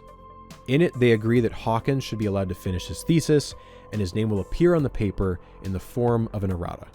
Marvin Hawkins, despite everything Pons put him through, still defends him to this day. Forgetting to add an author to a paper, especially when there are only 3 total, is not a very common mistake. When the errata was published, it raised eyebrows across the field. But it was not even the most suspicious correction. A small detail, easy to miss, suggested something deeply wrong about the science. A mistake so fundamental that some would accuse them of fraud. When Stanley Pons addressed a crowd of 7,000 chemists at a stadium in Dallas, he was their rock star. He had delivered not just a win to the field of chemistry, but he had done what so many physicists had been failing to do for decades. Chemistry and physics are sibling fields, and they go hand in hand. But the scientists who study them naturally develop rivalries. And so to their peers, Pons and Fleischmann were heroes. But to the physicists, they were tourists. A pair of overconfident hucksters messing with things they didn't fully understand. Fritz Will, former president of the Electrochemical Society, recounted a story where a Nobel laureate of physics told him, quote, "Fritz, if cold fusion were ever to be discovered, it wouldn't be discovered by a chemist." If you look at the confirmations, they come principally from electrochemists rather than from physicists. If you look at the negative criticism, they come principally from physicists. After people have been studying these reactions for 50 years, and they really have, that somebody at Utah, happens to stumble across a previously unseen low-energy reaction, the odds are pretty small. Even worse in their eyes was that Pons and Fleischmann had committed two major transgressions. The first was that they had gone to Washington and begged for money from Congress, a blatant attempt to skip over the usual peer-reviewed budgetary process. The second was jumping the gun with a press conference before they published a paper. And frankly, we're getting a little bit tired of having science done by news conference. I wonder where your greatest responsibility is. Is it to the general public through a press conference, or is it to the scientific community? And I submit that is the case, that the public had a right to know as soon as possible. But if most physicists were caught off guard by the announcement, none were more shocked than the physicists working next door to Pons and Fleischmann at the University of Utah. You would think that at least one of them, hopefully a specialist in nuclear science, would have been asked their opinion, but no. Chase Peterson's mandate of secrecy meant that he had really only consulted with two physicists. His VP, James Brophy, an administrator who hadn't done research in years, and a distant relative, Hans Bethe, over at Cornell. When some of those physics profs attempted to speak to Pons directly, they found him in his office, swamped with calls. They were getting messages from physics departments all across the country with the assumption that they had seen and signed off on Pons and Fleischmann's work. They hadn't even seen the paper yet. Now their credibility was on the line, despite having nothing to do with the work. They were not afraid to tell the local news exactly how they felt. Before you commit yourself publicly and make a big hoopla about it, that you still do the critical work necessary to make sure you're absolutely certain. They say they're embarrassed by last Thursday's announcement to the world before scientific peer review has had a chance to decide whether this really is or is not a breakthrough. But even when the paper eventually got published on April 8th, many physicists were shocked by its quality. The nuclear physics part of the program was not done in a very careful way. The papers that were written by both groups were papers that, had they been written by my graduate student, I would not have let them publish it. I would have said, go back to the laboratory and finish the job. The text had several errors and contradictions, all of which suggested to experienced scientists that the paper had been prepared in a rush. Although both clearly intelligent chemists, the general consensus was that Pons and Fleischmann had waded into an area way outside their expertise. Whatever their conclusions, they were almost certainly the result of several blunders. Many physicists didn't even bother reading the paper. They knew for a fact this couldn't be fusion for one very simple reason. They were still alive. Their skin hadn't been irradiated to a crisp. The fusion of two deuterium atoms has been studied since the 1920s and is one of the most well-understood nuclear reactions we know about. As soon as fusion happens, you get an excited helium nucleus with 2 protons and 2 neutrons. But it only lasts for a moment, because it's unstable and will end up decaying into one of 3 radiation branches. In the first branch, the helium loses a neutron and sends it flying. In the second, the helium loses a proton, which leaves an atom of hydrogen with 2 neutrons. This isotope has its own unique name, tritium. The first 2 branches occur approximately 50% of the time. They're evenly split. The third branch is the most rare, with less than 0.5% chance. It stays as a helium-4 atom, but it ejects a super high-energy gamma ray as a photon. All three of these branches produce one high-energy radiation particle, either a neutron, tritium, or a gamma ray. In other words, you cannot have heat without radiation alongside it. And remember, according to Fleischmann, they saw 4 watts for every 1 watt they put in. A single fusion reaction would produce about 1 trillionth of a watt. Meaning, to generate 4 watts, as claimed by Fleischmann, that would be around 2.5 trillion neutrons per second. More than enough to burn the skin off your body. So that begs the question, how many neutrons did they see? Well, in their paper, they reported just 4,000 per second. 1 billion times too low. An amount so low, you'd basically feel no adverse health effects. This issue became known by physicists as the dead grad student problem. The problem was that there wasn't one. If Pons and Fleischmann had spoken to even one physicist at their school, they would have pointed this issue out immediately. But through a combination of overconfidence, ignorance, and their desire for complete secrecy, they didn't ask any of their U of U peers. This is far from the only neutron number that they've shared. At his talk in Dallas, Pons mentioned a figure of 10,000 neutrons per second. And when Pons and Fleischmann recounted their mythical meltdown, they can't get their story straight at all. Fleischmann once said that the meltdown produced, quote, no untoward radiation. And Pons said that there was no noticeable radiation detected. And then even later, they gave a third version, where he said that the lab was, quote, contaminated. Okay, so then which is it? No matter the number, they were anywhere from 1 to 10 billion times fewer neutrons than they should expect. Orders of magnitude upon orders of magnitude.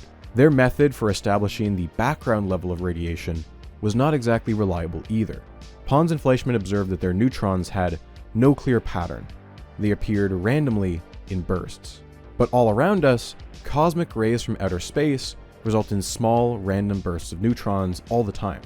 That is background radiation. A lab underground will have a lower background than one above ground, and even air pressure can have a huge impact. Apparently, to get their background level, they took 2 measurements, one right next to their cell, and then one at a spot 50 meters away. This is not a useful background test because the location is completely different. They should have instead measured the background at the same location once with the cell removed or turned off.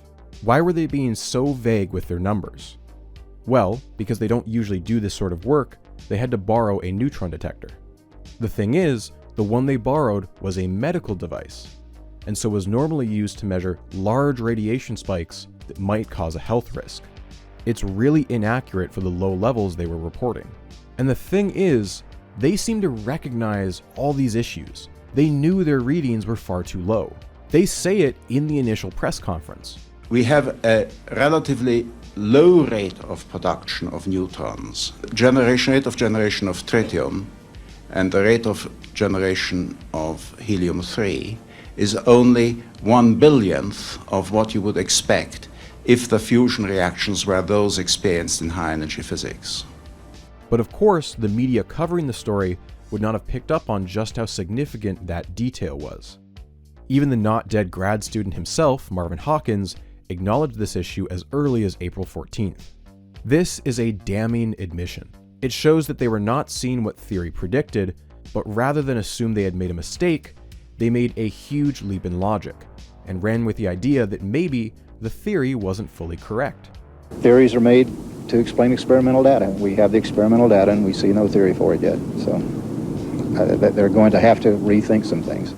That means there's some additional physics going on in the material that we do not yet understand. Could it possibly mean there's a mistake? No. You're sure that it's right? I'm sure. It is a bold strategy to say the least, and one that they were forced to adopt because of their race to beat Stephen Jones. With this in mind, it does reframe Jones's work. Let's put aside the matter of priority for 1 minute. Steve Jones and his team are physicists. They know exactly how many neutrons they should be seeing, and have a state-of-the-art detector to do it, and they did a proper background test. His group was seeing literally just 2 neutrons per hour. Just 2. That is 10,000 times less than the already shockingly low number for from Pons and Fleischmann. That amount should work out to just 1/trillionth of a watt, and that's where the distinction between the two groups lay. Number one, there is fusion, cold nuclear fusion, at a very low level. Number two, the level is not enough to lead us to suspect heat. Therefore, my conclusion is that we don't have heat due to fusion. I would say that cold fusion is hopeless as a source of energy. This is a very, very critical difference, and the media coverage in the immediate aftermath did not do a great job of conveying this. Both groups are claiming something remarkable, but only Pons and Fleischmann are arguing this could be a new source of energy. To go back to Jones's favorite analogy, if his claim was $1, theirs was the national debt. He may not have been first, but his results certainly sounded more realistic. Indeed, among physicists, Pons and Fleischmann were viewed largely as quacks, but this Jones fellow, well, maybe there's something there. Although certainly the most obvious problem, the lack of neutrons was not the only issue people saw with the paper. Take the tritium, the other radioactive product you'd expect to see after fusion. In their paper, they reported 10 to 20,000 counts per second. Compared to the neutrons, this was around 10 times as much. But it was still 1 billion times too small to correspond to the heat they saw. It was also weird that they were seeing more tritium than neutrons.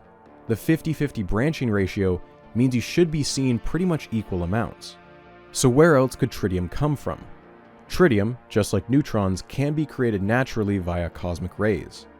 The difference, though, is that this only happens in the upper atmosphere, and even then extremely rarely.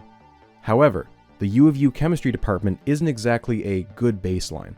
Labs that often deal with radioactive materials will leave behind radioactive contaminants. Heavy water, although primarily deuterium, will have tritium in it a few times higher than the normal background level.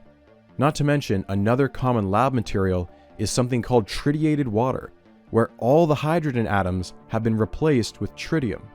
It's a notorious contaminant that will get into the air if you're not careful. If you haven't assessed the tritium background before running the experiment, how do you know where the tritium came from?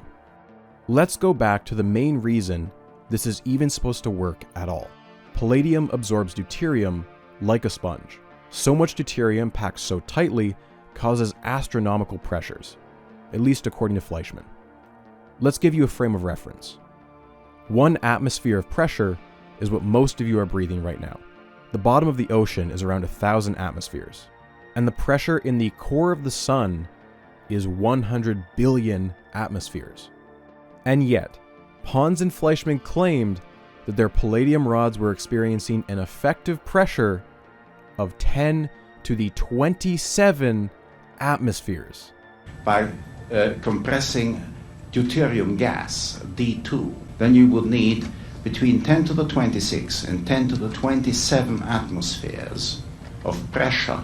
That is 10 quadrillion times more than the core of the sun.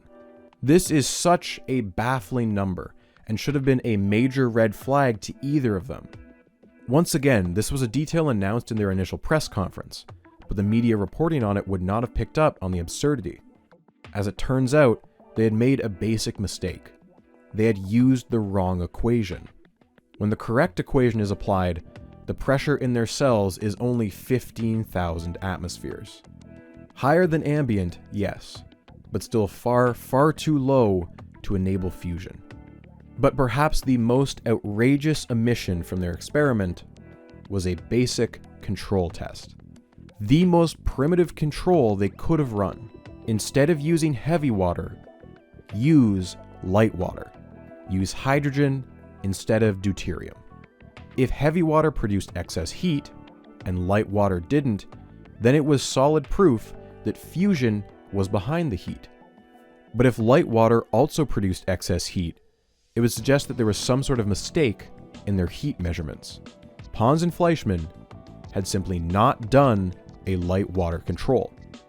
We know this because Fleischmann was asked this exact question by the director of CERN, Carlo Rubbia, at a publicly recorded talk. This is the actual audio of their exchange. Martin, if you don't allow me to do that, by asking you a direct question, namely, all this is done with deuterium, in the water. Did you ever try to do the same experiment, replacing deuterated water with ordinary water? If you do so, what happens? I must confess to you that those experiments are just going on now, and we will hope to give you that answer very shortly. The reason we haven't done so is that if you do that experiment, you do in fact ruin the electrodes, and we have so far had very limited resources. Those who were present recall that several people gasped. His answer effectively boils down to, we didn't have time or money. But this just doesn't line up. They have said repeatedly that they started experiments in 1984, almost 5 years ago, and they didn't run a light water control even once? In the press conference, he said this. We have tried very hard to prove ourselves wrong, all the way down the line. Evidently, they didn't try hard enough. According to Marvin Hawkins, they didn't start running light water tests until late April, almost an entire month after they had announced to the world their breakthrough discovery. On April 9th, Stan Pons will claim that he ran light water controls.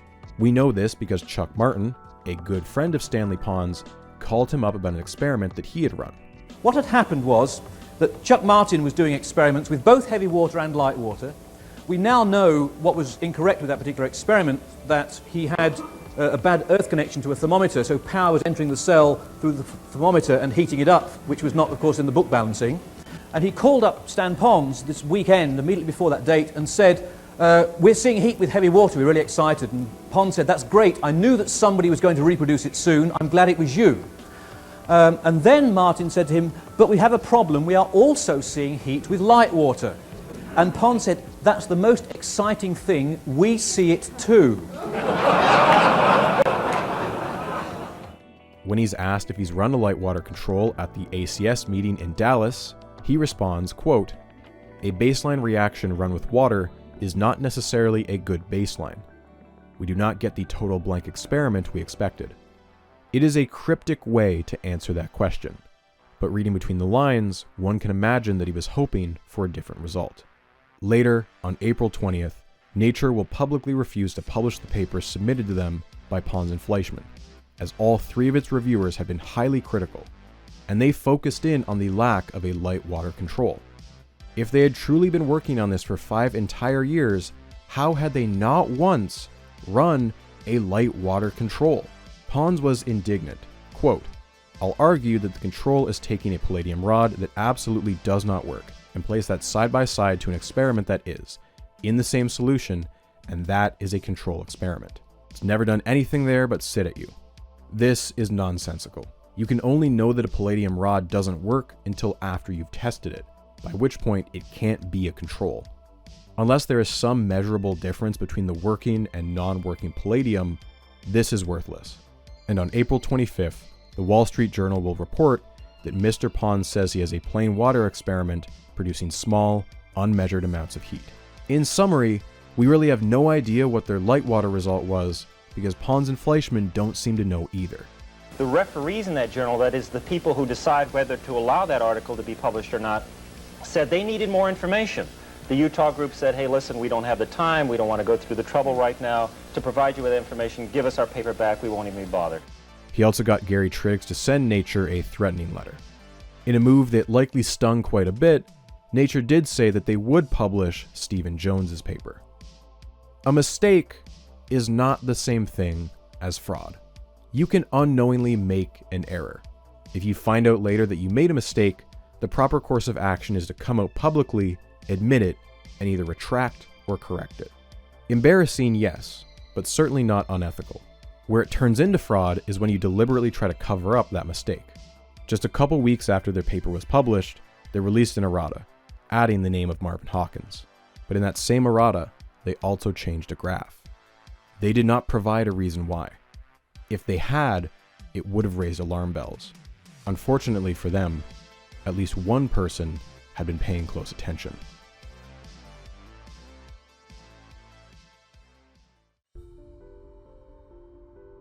On May 1st, a Boston Herald story is printed that quotes MIT physicist Ronald Parker, calling the work, quote, scientific schlock and possibly misrepresentation and maybe fraud. A few weeks earlier, Parker's group had attempted to repeat the experiment, but hadn't seen any evidence of neutrons.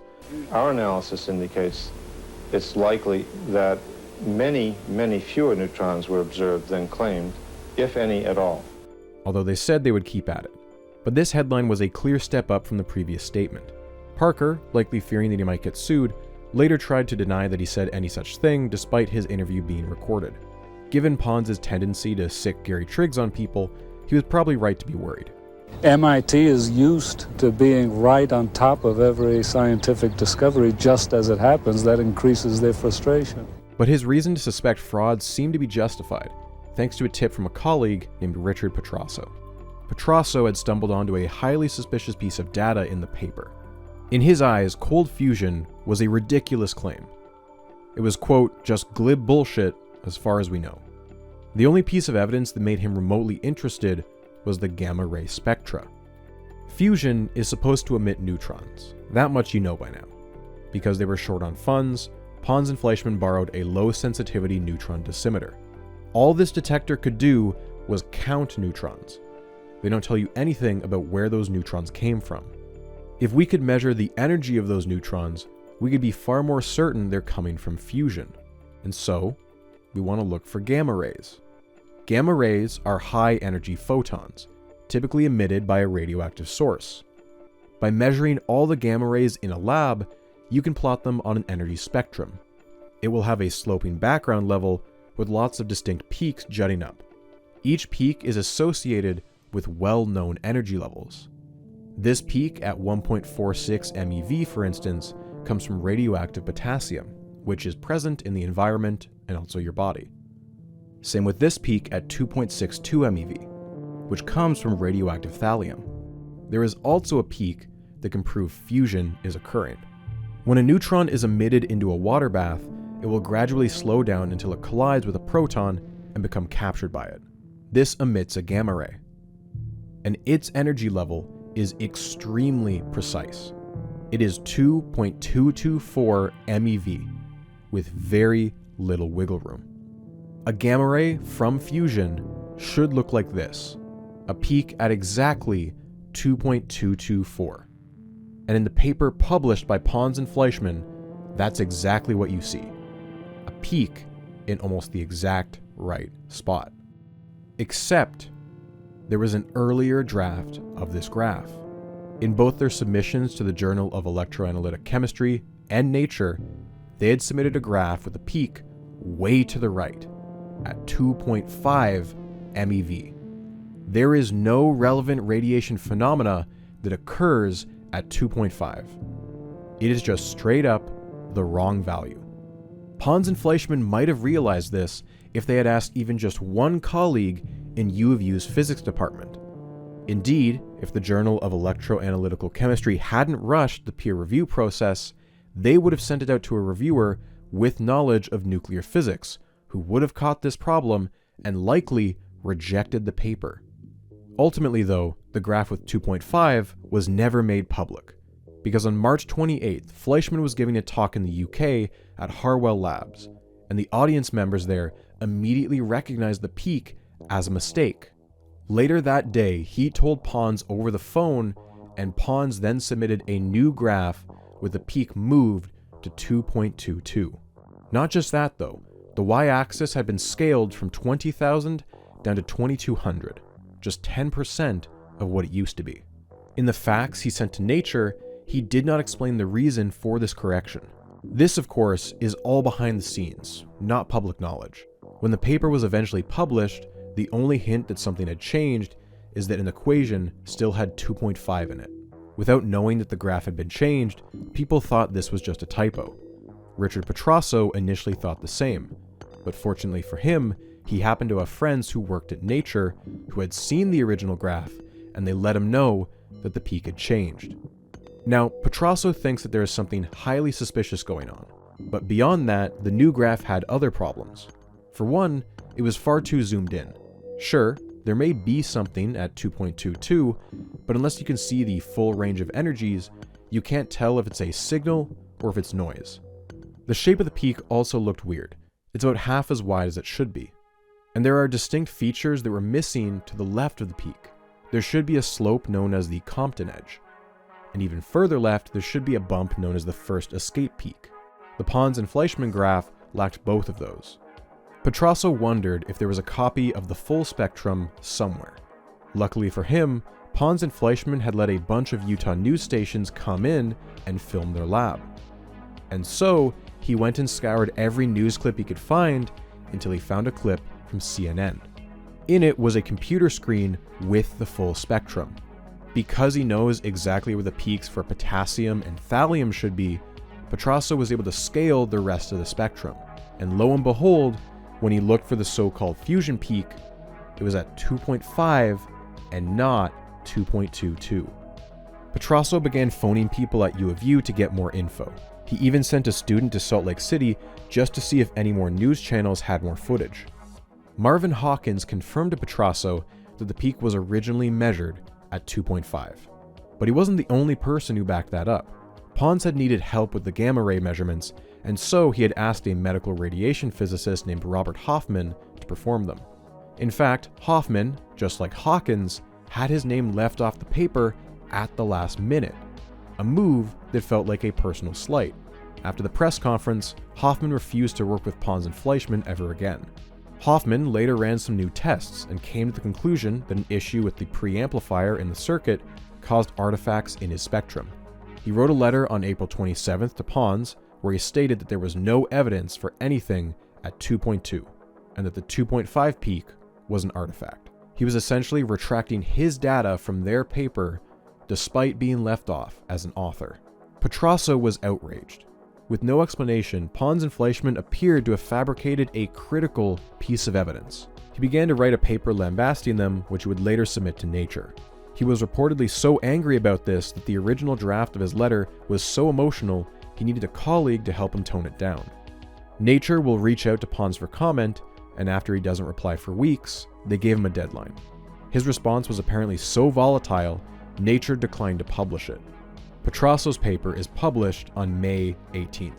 It will be a crushing blow to Pons and Fleischmann's credibility, an indisputable smoking gun. Gary Triggs will later attempt to block the paper, but this amounts to little more than idle threats. But Petrasso's paper wouldn't matter. That's one of the ironies of this story. Scientists knew just how damning the gamma rays were, but to the media, it was just one of a dozen other criticisms flying around.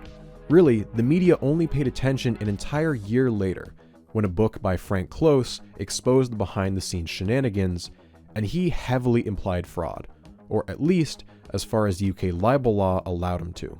I then spoke to Marvin Hawkins, the graduate student, and he didn't know either. And I said, let's get this straight. I said, it's clear that a peak was measured at 2.5. There are 4 people involved in this experiment. Fleischmann doesn't know how it's moved. Hoffman doesn't know how it's moved. Now you're telling me that you don't know how it's moved. And he said, I think you've got the picture now. But by that point, it didn't matter. Cold fusion had been dead for a year. 5 laboratories have successfully repeated the experiment. 6 others have failed. Tonight, other scientists at MIT and elsewhere are saying they have evidence suggesting there was no fusion. For now, at least, the skeptics seem to outnumber the believers in the San Francisco Bay Area, where so many top-ranked scientists work. And a Duke scientist says the problem with Pons and Fleischmann's work is that it amounts to sloppy science versus reproducible science. 2 groups of scientists at the University of Michigan announced today that they have found no evidence to confirm claims of a fusion reaction. But back here in this country, a spokesman for the Los Alamos labs is denying earlier reports that scientists there were close to repeating the experiment. Weeks earlier, lab after lab announced that they had confirmed part of cold fusion. But by now, just as many labs had declared the exact opposite. They couldn't see enough neutrons, tritium, or any gamma rays. For physicists, any of those 3 would be the gold standard proof of fusion, and yet they did not see them. But for chemists, the most compelling piece of evidence had always been the calorimetry, the heat.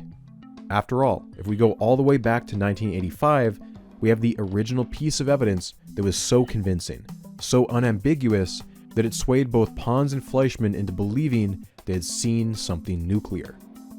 The mythical meltdown. A 1 centimeter cube of palladium had melted and left a hole in the lab bench and concrete. They could think of no chemical reaction that could cause so much damage, produce so much heat. It had to be nuclear. But the thing is, no one actually witnessed the event itself. All we know is that the cube melted. By this point, plenty of theories had been put forward that weren't so mythical.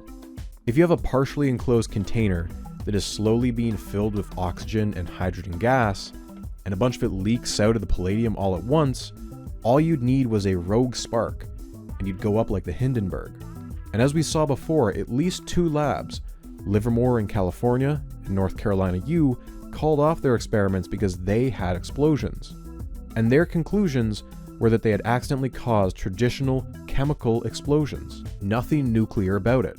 Pons and Fleischmann have said repeatedly they could not think of a single non-nuclear explanation for the heat that they saw. They'd had 5 years to ponder this issue. Maybe they just lacked imagination. Even besides the meltdown, Pons and Fleischmann said that they had seen 300% excess heat. 4 watts out for every 1 watt in. It was those numbers that made the news. Those numbers that convinced the world the era of fossil fuels may come to an end far sooner than expected.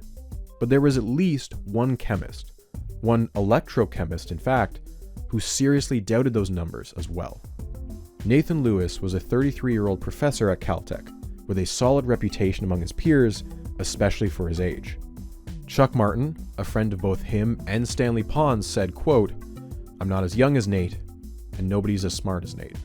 He called him, quote, "one of the most fiercely competitive son of a bitches you'll ever meet." On March 23rd, when cold fusion was announced to the world, Chuck Martin had phoned Lewis's wife and frantically told her to record it on CNN. Nate absolutely needed to see this. Lewis's group at Caltech had been trying to replicate cold fusion since day one. Initially, Lewis let his postdocs do most of the work, as at first he was highly skeptical.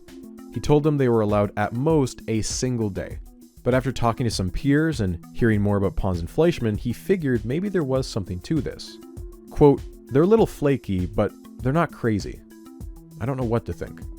What really got him interested was talking to a Caltech physicist named Steve Koonin, who told him about the extremely similar work by Steve Jones at BYU, who was known to be a fusion expert. The scandalous backstory there wasn't public yet, so to Lewis, this seemed like 2 groups independently stumbling onto the same thing. And so he directed his group to try and take a real crack at this thing. As the frenzy around cold fusion grew, Lewis's team grew to 15 chemists and physicists working side by side. Their neutron detector was around 100,000 times more sensitive than the one used in the Utah work. But they could only do so much when the paper lacked experimental details.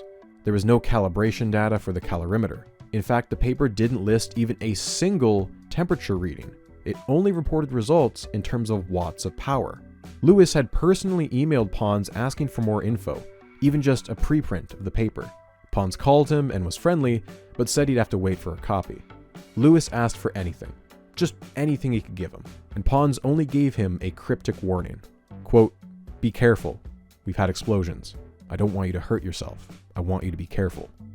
As for what to avoid, Pons only offered this: avoid high current and sharp edges. Lewis and his group would have to push forward using their best guesses.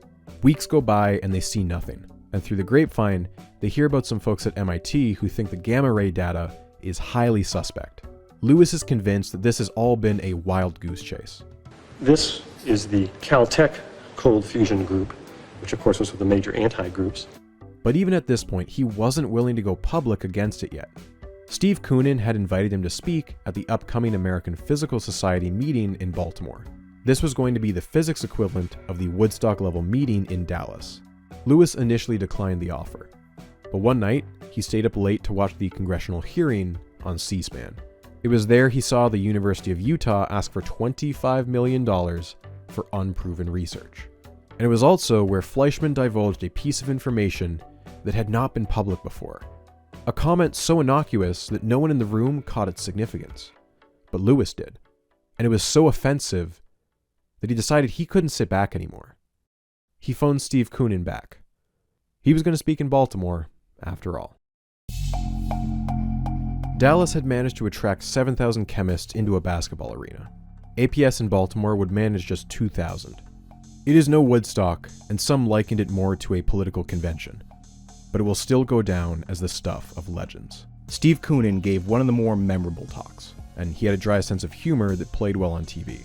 Quote, "One could theorize about how pigs would behave if they had wings, but pigs don't have wings." He had been running computer simulations to see just how likely it was that deuterium would fuse at room temperature. He found that even with a deuterium ball the same size as the Sun, only one fusion was likely to occur in an entire year. To end his talk, he did not mince words. Theoretically, I would say that the BYU results are dubious, but not impossible. My conclusion is that the current situation is gloomy, but not yet terminal, and one needs a few more sensitive experiments to decide what's going on. Let me then turn to the Utah experiments. My conclusion, based on my experience, my knowledge of nuclear physics, and my intuition, is that the experiments are just wrong, and that we're suffering from the incompetence and perhaps delusion of Drs. Pons and Fleischmann.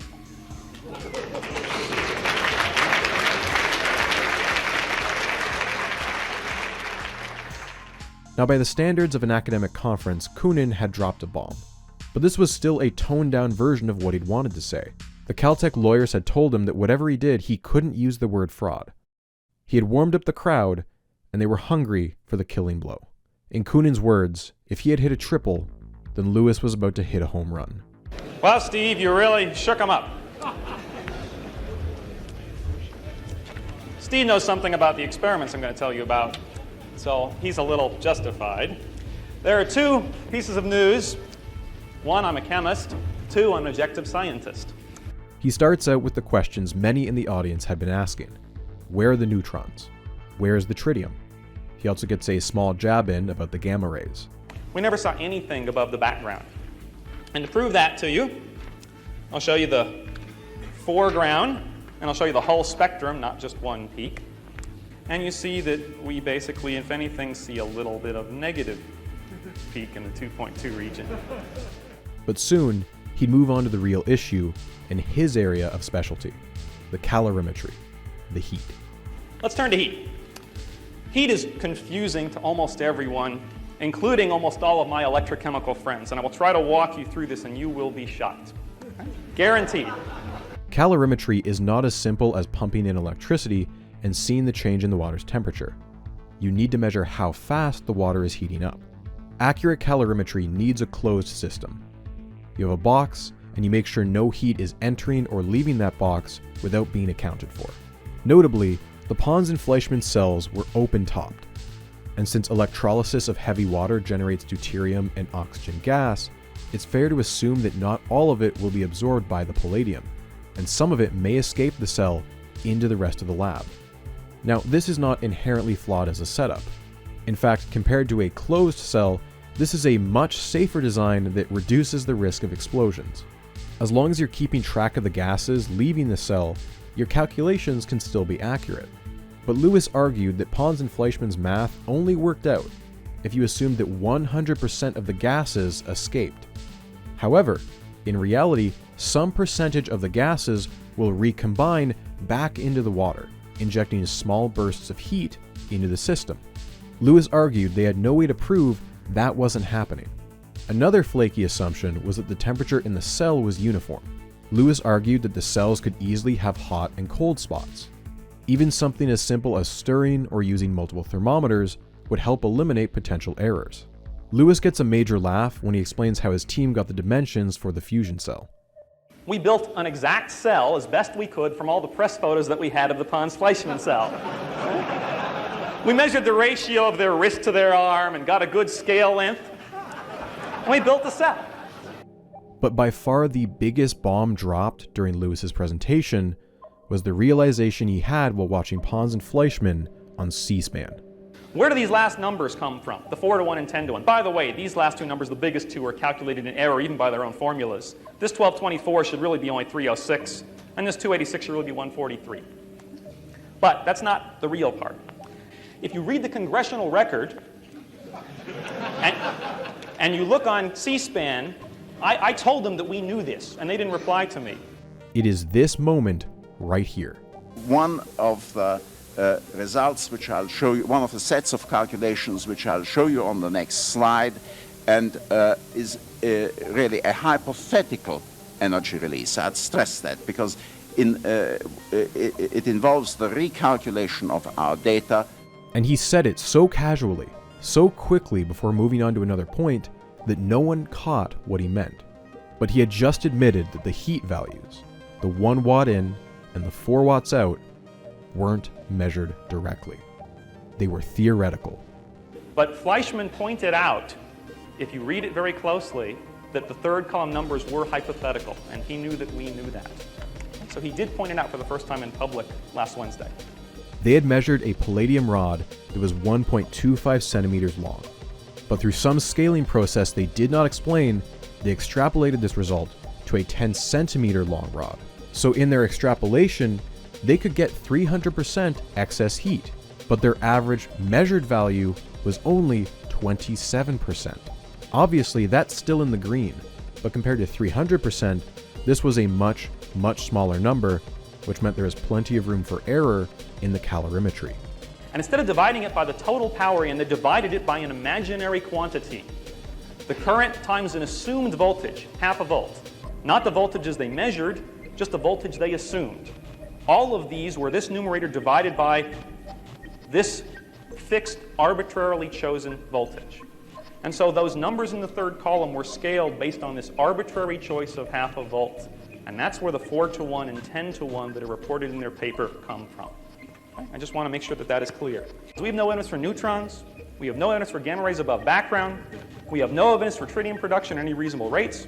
We have no evidence for ambient helium, above ambient. And we have no evidence for any excess enthalpy in our measurements. As soon as he finishes, the applause is roaring. It lasts an entire minute. Lewis himself said that he felt like Kareem Abdul-Jabbar. Lewis had spoken quickly and with confidence, and he had plenty of quips to share with the media. This experiment hasn't been reproduced by any national laboratory or any university yet without a good football team. The Lewis talk was so devastating that around half the audience left the conference immediately after. An organizer tried to get them back to work, meaning they had more talks to listen to. One person shouted back, "We are getting back to work." Pons and Fleischmann, despite an extended invitation, declined to attend Baltimore. They were right to avoid it. An editor for Nature, David Lindley, called the conference, quote, "a hanging party lacking only its intended victims." Notably, Steve Jones did accept an invitation. If you remember, it was an abstract he had submitted to APS in February mentioning cold fusion that had kicked off this entire chain of events. By now, his set of talking points was locked in. His dollar versus the national debt. The flower growing versus the tree. He'd also taken the time to practice some limericks, poking fun at Pons and Fleischmann. Last night upon the stair, I saw a man who wasn't there. He wasn't there again today. Oh, how I wish he'd go away. I have no idea what this means. The rehearsed nature of his talking points helped to cover up the fact that he was extremely stressed from all the public attention and criticism. He was still being accused of stealing the idea, and was no doubt covering his bases with BYU's lawyers. One reporter from the LA Times said that Jones had lost 13 pounds in the past few weeks from stress. Still keen to assert himself as the rational cold fusion discoverer, at a panel of 9, including himself, he proposed a show-of-hands vote as to whether the group believed Pons and Fleischmann's results were real. The vote went 8-1 against. When he asked the same question about his own work, the vote was better, 6 in his favor, 3 against. His neutron rate of just 2 per hour was so low, some thought he had just measured a cosmic ray burst and was deluding himself. Others found his presentation tacky, a chance to grandstand with Pons and Fleischmann being absent. He even showed off his legally notarized logbook pages, which made him seem more interested in patent rights than figuring out any scientific truth. Some of the physicists who've heard Jones use that analogy say they don't think the sprout is a tree or a flower. They think it's a weed. This was still the Pons and Fleischmann show, and Jones's attempts to redirect the spotlight were floundering. The APS conference threw a wet blanket all over Washington. Today, White House Chief of Staff John Sununu was supposed to meet with U of U fusion chemist Stanley Pons, but Sununu canceled. To top it off, the House Science Committee was supposed to visit Pons' lab next week, but today the committee canceled. When we look back on the history of this scandal, most point to Nathan Lewis's talk as the fatal blow.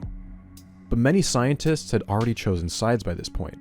In an audience of mainly physicists, he was just reinforcing a view that many of them already believed. He wasn't the first to come out against, nor was he the most famous or even the most vocal. His presentation, while more interesting than your typical academic talk, would quickly bore the average person. Maybe part of it is that it feels satisfying in a dramatic sense. Here came a fellow electrochemist, willing to speak out against two of his peers. By the end of the night, CNN was running the story, and the tide was beginning to turn. Scientists meeting in Baltimore have declared cold fusion studies at the University of Utah dead. I think it's improbable in the Jones case, but not impossible. I believe that it's impossible in the Utah case. Either there's some secret ingredient or some uncontrolled variables that they're not telling us about, or B, that it's wrong. And I'd put my bets on the latter right now. The number of experiments that have been done in the University of Utah is very few. I mean, it's incredible in 5.5 years I've done so little.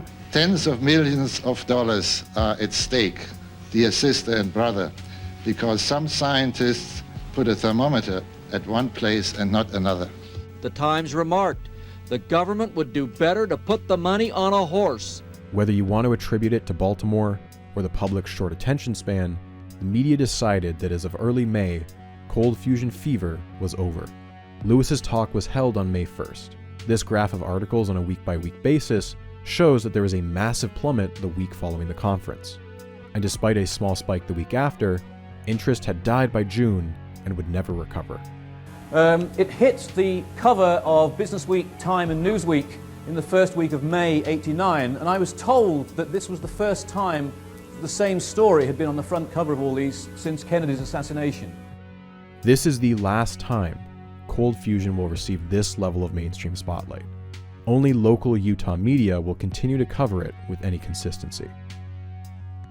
But as one physicist said at the time, the corpse of cold fusion will probably continue to twitch for a while. I don't think he realized just how bang on he was.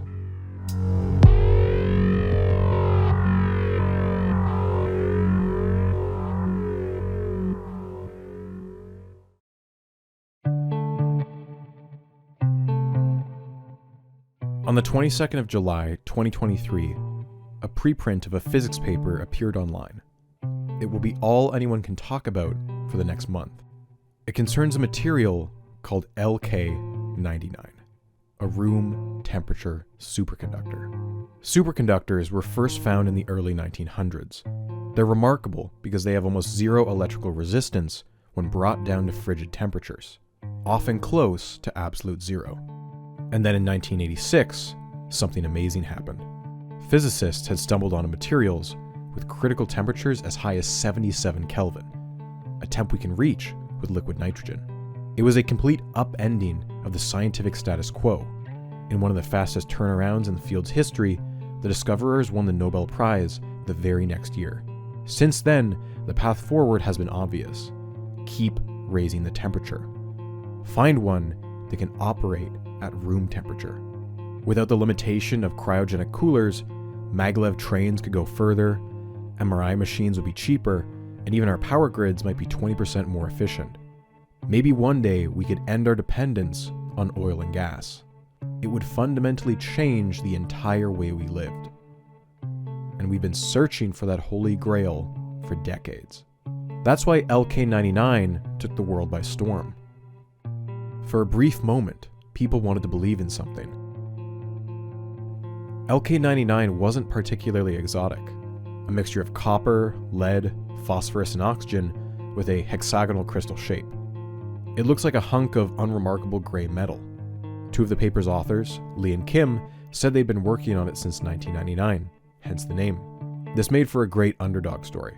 If real, it would almost guarantee Korea its first ever Nobel Prize, a goal the country had been chasing for decades. Because it was made of relatively cheap and easy to find materials, the barrier for entry was super low. It was so accessible, in fact, that everyone from huge national labs to hobbyists in their basements were cranking out experiments.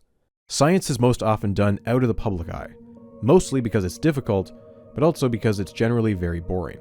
But with LK99, this was something different. Amateurs were documenting their progress on Twitter. Reddit threads tracked updates with meticulous detail. LK99 was a spectator sport because it felt like history was being made in real time. Part of what really captured people's imagination was the videos. The Korean team had shown a piece of LK99 about the size of a coin levitating in a magnetic field. This was a showcase of the Meissner effect, one of the two main properties of a superconductor. Soon, several more videos of levitating scraps began to appear on Twitter, each one being viewed as further evidence of confirmation. On Bilibili, a Chinese social media app, one levitation video became the most viewed video of August 1st. The reaction from many was that there is clearly something here. It doesn't take fancy equipment to tell you what you can see with your own eyes. With the cryptocurrency market crashing in 2023, many speculative investors turned their attention to LK99 as the next big thing. Korean and Chinese tech stocks surged for 2 weeks before returning to normal in early August. Scams, hype, and misinformation flourished. Fanfiction about the authors was being published on Twitter, but shared without people realizing it was completely fake. The language barrier made it even harder to verify fact from fiction. But many scientists from the beginning had been skeptical. This was not their first rodeo. They'd lived through Hendrik Schon, and Ranga Dias had a paper retracted just the year before. Everyone and their kitchen sink had claimed a room temperature superconductor before, and it was unclear why this one would be any different. First of all, the paper hadn't even been peer-reviewed. It was just a preprint. And second of all, levitation is not exclusive to superconductivity. Plenty of magnetic materials levitate for a variety of less interesting reasons. And thirdly, no one had provided the data that actually mattered: the resistivity. Unless it reliably went to zero, there was plenty of room for error. The skepticism was met with pushback. Open minds are how paradigms are upended. Let's wait and see. But as the weeks wore on, the tide quickly began to change. At least 15 labs found they couldn't replicate the effect. A paper published in Nature on August 16th was considered by many the definitive final word. LK99 isn't a superconductor. It is an insulator. Any effect that looked like superconductivity was inconsistent at best and due to impurities in the samples, which arise due to contamination in the fabrication process. These effects are not superconductivity, but rather small instances of regular magnetism. There was no obvious evidence of fraud, no data that was knowingly manipulated. They just got it wrong. None of this controversy needed to happen, and it can all be traced back to one key reason: because the team went public before their paper was properly peer-reviewed. Both Kim and Lee said that the initial paper was posted online without their permission by another author. Lee called it incomplete, and Kim admitted it was full of flaws. As for why that author rushed to go public, the reasons are unclear, but some signs point to a fear of leaks. But it is clear that they thought they had something truly real. Even though much of the world stopped paying attention in August of 2023, some true diehards persisted. The original Korean group told anyone still listening that future papers would fix the issues, and throughout 2024, groups in Japan and China insist that they are on the verge of a breakthrough. At the time of writing, it's a little more than a year since LK99 had its 15 minutes in the spotlight. There is something powerful about its promise that allows it to persist in people's minds. They put aside their usual skepticism because the potential payoff is so big. Like betting on the lottery. You know the odds aren't great, astronomical even. But if it ever paid off, it would change the world. So why not keep trying? What's a couple extra months? What's 1 year? What's 2? The longer you keep at it, the lonelier it gets. Every day you keep going, your peers lose a little bit of respect for you. And you may even pass a point where your credibility is permanently stained. By then, why not go all the way? You just have to keep hoping that it will all be worth it. Without some morals or something to believe in on this planet, be it God or science or whatever you truly believe in, and what do you have? What do you have? What do you have? What reason do you have to survive? What reason do you have to go on? He that doeth nothing is damned, and I don't want to be damned.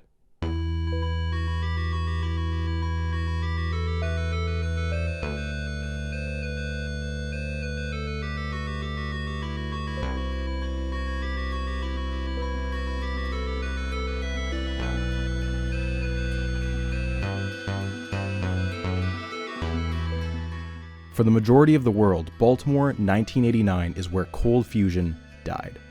It was so thoroughly eviscerated, alongside the credibility of Pons and Fleischmann, that anyone with just a passing interest gave up on the dream. It became just another entry in a long list of scientific inventions that turned out to be nonsense. Polywater, N-rays, turning lead into gold, shorthand for the impossible. But ideas are nearly impossible to kill entirely. If it's tantalizing enough, there will always be champions for it. And so began the long, long summer. If you were in the room itself, cheering along 2,000 others to Nathan Lewis's talk, you might have been compelled to call cold fusion dead then and there. But those who weren't in Baltimore that day were not as easily swayed. Dozens of other labs had reported positive results. They were also seeing heat, neutrons, tritium, or some mix of the three. Many were still on the fence, and the overwhelmingly negative atmosphere in Baltimore felt like a witch hunt to some. A level of skepticism that was crossing the line into prejudice. A refusal to even consider that there may be something new going on here. People who have been unable to reproduce the experiment are not doing it correctly. Lewis's talk had been recorded, but many scientists were not able to watch it for themselves and only heard of it secondhand from colleagues. Some argued that Lewis had done what he and so many others criticized Pons and Fleischmann of, going public before they had a peer-reviewed paper. But Lewis and his group were aware of this criticism, and so they did what Pons and Fleischmann did not. They opened themselves up to questions. Lewis was personally on the phone for hours each day, speaking to those who wanted answers. His group sent over their data and calculations via fax machine to anyone who wanted them. And in several cases, his team called up labs with positive results and pointed out errors in their experiments that eventually led to retractions. And this is why ultimately many groups came over to Lewis's side. Pons and Fleischmann had spent months refusing to divulge key information despite asking for millions of dollars in taxpayer money. And on the rare occasions they did respond to questions, they often contradicted past answers. In Dallas, cold fusion's advocates were on top of the world. In Baltimore, its critics struck a near fatal blow. But you could argue that in both cases, those were echo chambers. The true decisive battle would require a confrontation of both sides, and that would take place in Los Angeles on May 8th. This was a special session of the Electrochemistry Society. This is the definition of home turf for Pons and Fleischmann. It's not just chemistry, it's electrochemistry, their exact subfield. We visited the Colosseum where the Christians, were fed to the lions. I mean, the parallel has occurred to me. They'll be surrounded by allies in a smaller arena of just 1,600. And the organizers had made a point of stacking the list of speakers with only those who reported positive results. However, as soon as news of this became public, the organizers received massive backlash and agreed to accept negative papers too. The conference itself took place without much friction, but it was the press conference that took place after that caused a PR nightmare. Hugo Rossi, Dean of Science at U of U, called LA, quote, the end of innocence. After enjoying an amicable relationship with the press for over a month, you can tell from the very first question that the vibes have shifted. Dr. Fleischmann, I was one of the few reporters that paid the $200 to get in there, and I think on behalf of the press we'd like to object that the session was not open to regular press coverage. Are you willing to acknowledge any possibility at all that your observations are wrong and that you did not have fusion, or are you completely convinced you had fusion? I have always been ready to acknowledge the fact that our experiments may be faulty. If we turn out to be wrong, I'll be the first to admit it. Fleischmann shows visible frustration here. Pons and Fleischmann had done a major pivot since Baltimore. The lack of neutrons wasn't bad news, it was actually good news. Why? Of the three radiation branches, they were focusing on the wrong ones. They shouldn't actually be seeing neutrons or tritium. They should be seeing helium. Here's the big issue though. The third branch does not occur nearly as often as the first or second. Whereas those two occur roughly 50-50, the third branch is just a fraction of a percent. You could make the argument that something about doing it at room temperature might change these percentages, but there is no solid evidence to back this up. In fact, muon-catalyzed fusion, which can and does often occur at room temperature, shows no significant change in its branching ratios. And there's another thing. This branch should give off gamma rays at 23.8 MeV. And since they weren't seeing those gamma rays, They argued that those rays were being absorbed by the palladium lattice. A convenient explanation. But again, even this would have some visible evidence. High-energy electrons whizzing through water causes Cherenkov radiation, which has a distinct blue glow, which should be visible to the naked eye. When asked if they had seen this, Pons said, quote, "To tell you the truth, we haven't even looked for it. We've turned the lights off in the laboratory and haven't seen anything, but it's not that dark." Helium tends to stay embedded within palladium, and so two labs present at the conference, MIT and Sandia, called Pons' bluff. They said they'd be happy to analyze the palladium to see how much helium was present. Pons says they can't do that for nebulous legal reasons. That decision is not up to us. We have a prior commitment, and the decision is not up to us. We will get fast results. We will get these analyses done forthwith. Would you explain the nature of the prior commitment? No. Los Alamos is in talks with U of U to make a collaboration happen. That deal, like many more to come, would soon fall apart. Pons' ever-growing paranoia and Utah's fear of handing the reins over to the federal government meant that negotiations would soon break down. Los Alamos Laboratory has broken off negotiations with the University of Utah to collaborate on the Pons Fleischmann experiments. The lab director says Los Alamos is tired of waiting for the U and will continue collaborating with BYU and Texas A&M. Later on, a reporter, Tom Heppenheimer, angrily asks them why they haven't been able to run tests looking for helium.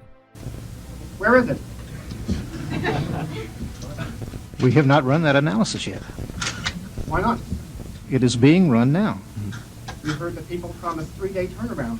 I can get this on my... I did not. I found out about that about an hour ago. Okay. I've not waited for laboratories to... Issue. What? You just dodged the most essential issue. To make matters worse for our duo, the list of speakers got a last-minute addition. Nathan Lewis had called in a favor and was going to commandeer the podium to ensure the negative side was properly represented. We have no evidence for helium. We have seen no neutrons at levels 10 to the 7th times more sensitive than are reported by the University of Utah results. We have seen no evidence of gamma rays. We have seen no tritium in excess of the tritium that would be obtained by the natural enrichment of tritium in water. In conclusion, we have no evidence in our laboratory with any of our samples for fusion. It is very difficult to believe that there are 3 sets of magic samples in the world. One of the more memorable criticisms Lewis made was the lack of stirring in the cell, which may lead to hot and cold spots. Pons and Fleischmann tried to rebut this with a video presentation. They showed one of their cells bubbling and then added a red dye to it. They argued that if the dye mixed in uniformly, then by extension, so would the temperature. Lewis disagreed and argued they could not know this for sure unless they had actually measured this with multiple thermometers.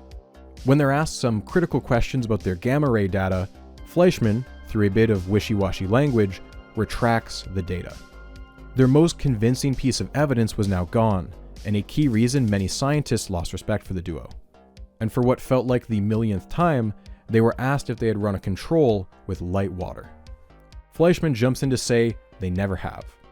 Chuck Martin, who is sitting in the audience, is stunned by this as he had spoken to Pons over the phone one day and heard the exact opposite. But one moment, more than any other, will be shared on the news all across the country.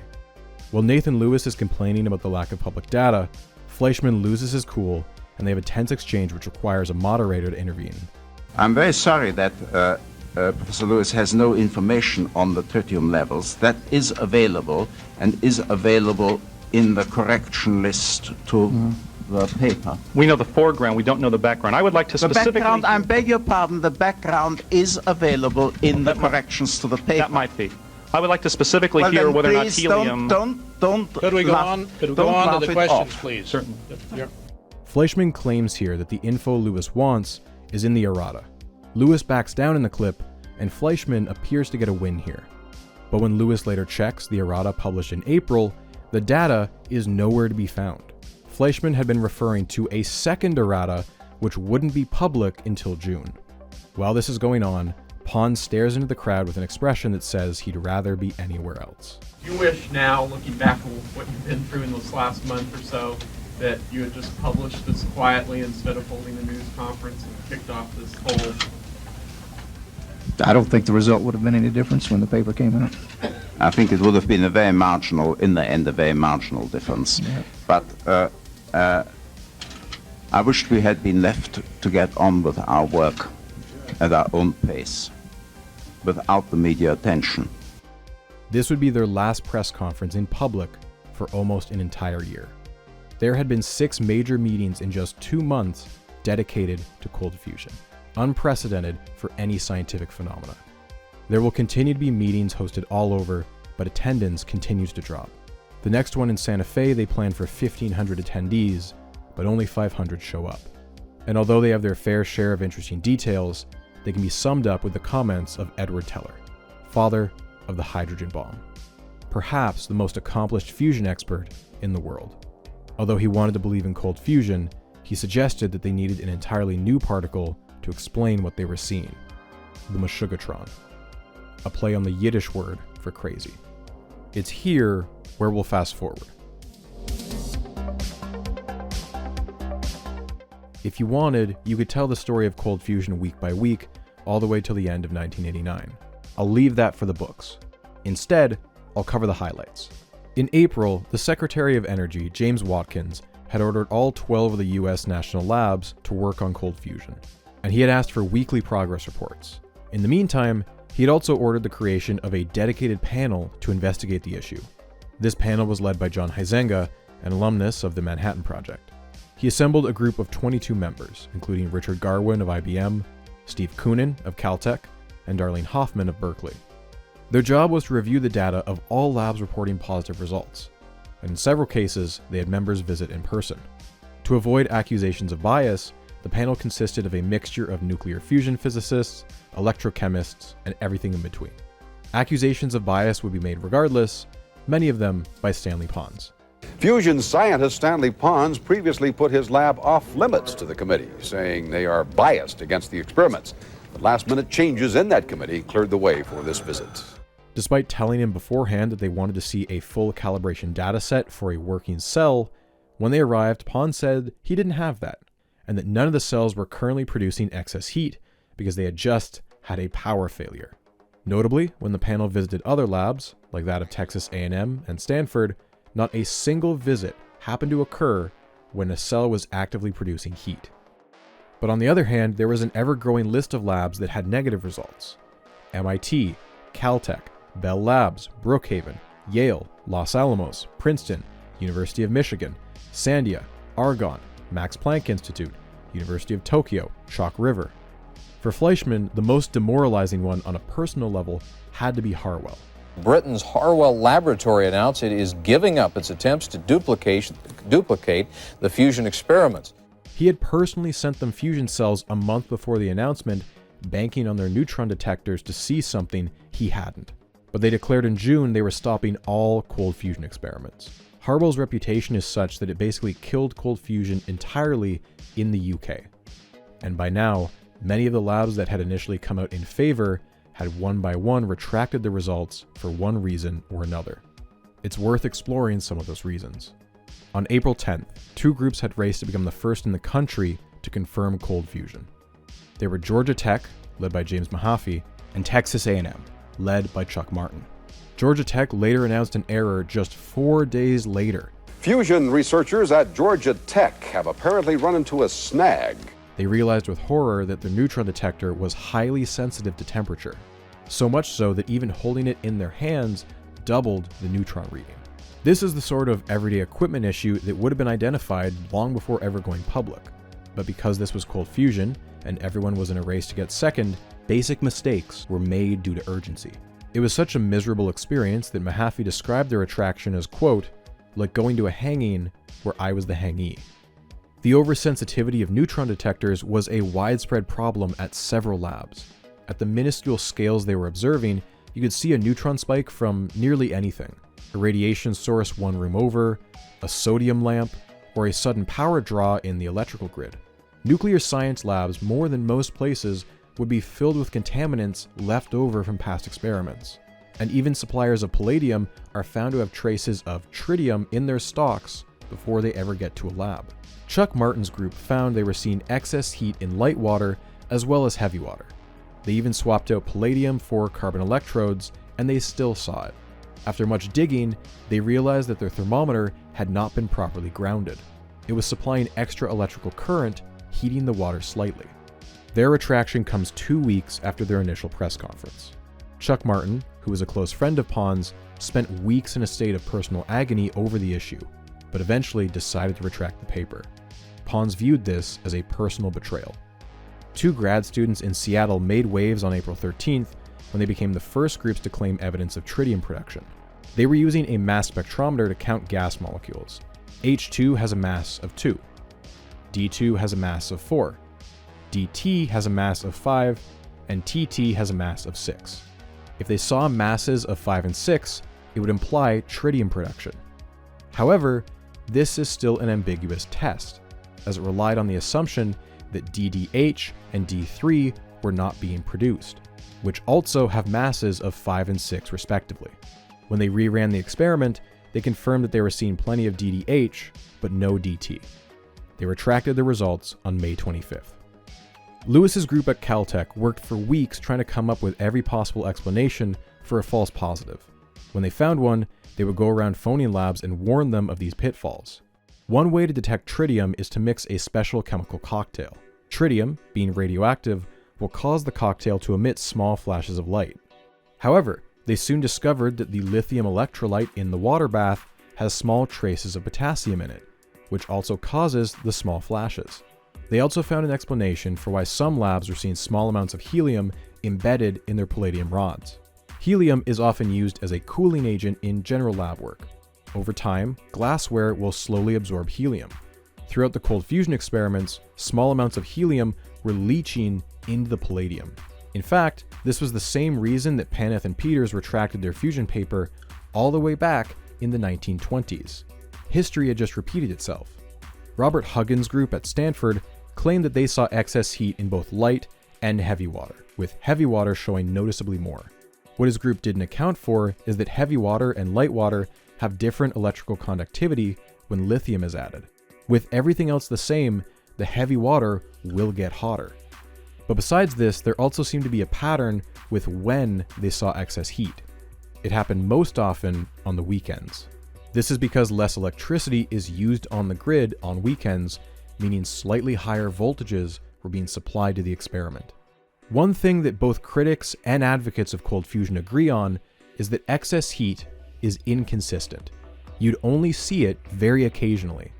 As one member of the government panel, Al Bard, argued, what was happening is that all the results are points on a bell curve distribution. Some will show excess heat, most will show nothing, and some will even show negative. But that's how statistics work in an experimental setting.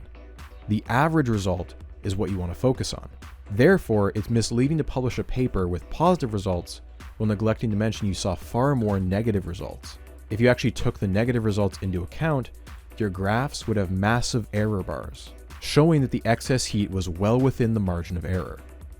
The government panel worked well into the fall. By their estimation, around $30 million had been spent by US labs attempting to replicate the effect, and another $10 million abroad. When they published their final report in November, they concluded that there was not, quote, convincing evidence that useful sources of energy will result from the phenomena attributed to cold fusion.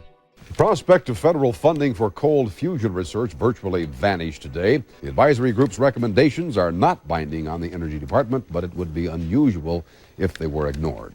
Although the panel largely came to a consensus, there was one bit of internal drama. One of the 2 co-chairs, Norman Ramsey, had been largely absent from the panel for most of its tenure. When he took the role on, he made a note to say it seemed, quote, a terrible job. And according to John Huizenga, his co-chair, Ramsey spent most of the summer abroad, and later in the year he won a Nobel Prize and was even less available.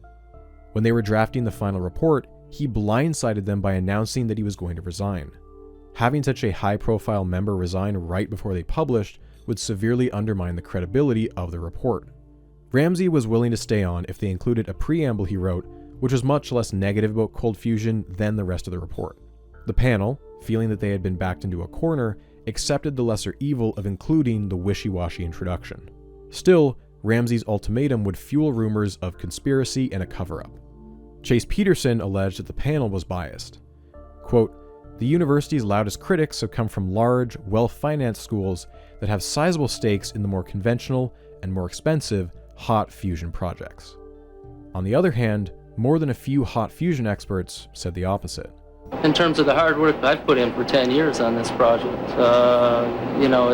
it's sort of like a kick in the teeth, but I certainly hope that they have something there.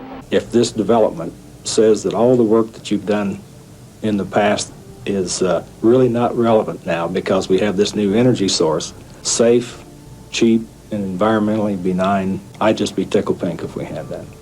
The federal government would not fund cold fusion, although they were, quote, sympathetic towards modest support for carefully focused and cooperative experiments within the present funding system. The report almost concluded with a quote from Alice in Wonderland. It was removed from the final version at the suggestion of Darlene Hoffman. She felt that it would only feed into pre-existing perceptions of believers that the panel was biased. The quote went like this. Alice laughed.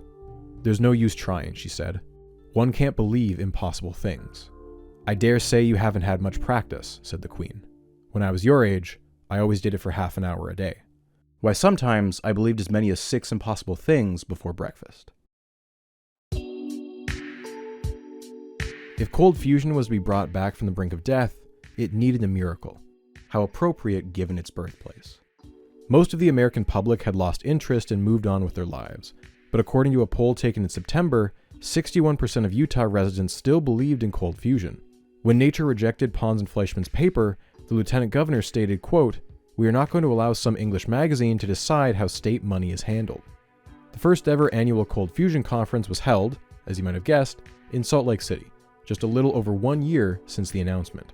The governor of Utah was a guest of honor at the reception, and dessert was provided by the Utah-based company Mrs. Fields Cookies.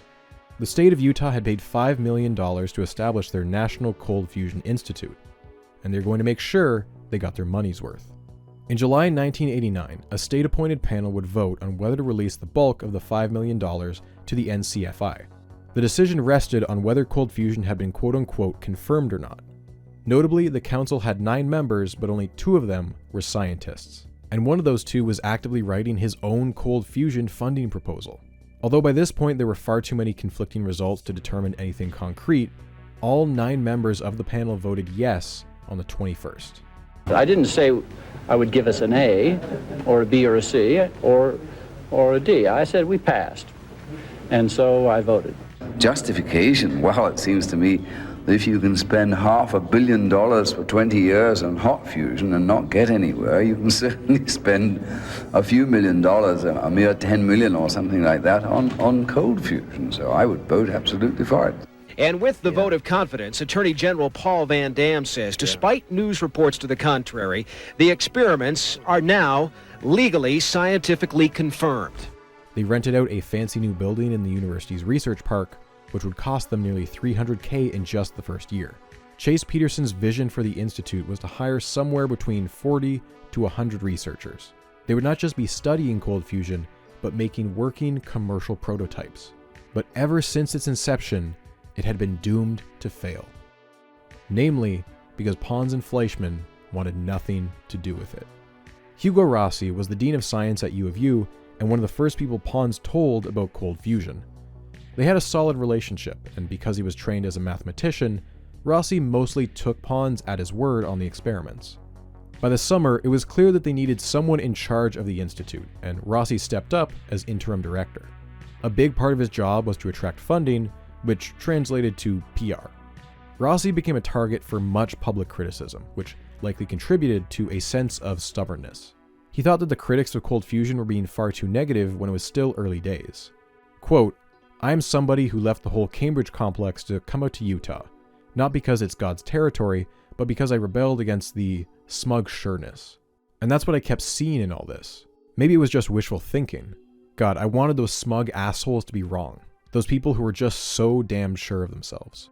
His first order of business was to hire researchers, and naturally, he asked Pons and Fleischmann. To his surprise, they said no. That, Carol, was one of the concerns expressed by the council today. It has been made very clear that Pons and Fleischmann prefer to stay in their own lab in the basement of the chemistry building. Why? Explanations vary, but it would be reasonable to assume that they were a bit territorial after their issues with Stephen Jones and Marvin Hawkins. This was their discovery, and splitting the credit even further wasn't something they were super eager about. It's also likely that Pons and Fleischmann were distrustful of the U of U administration, particularly Chase Peterson, who they were now blaming for forcing the press conference and any embarrassment that came along with it. Many people observed that between the two of them, Fleischmann dealt with the stress far better than Pons.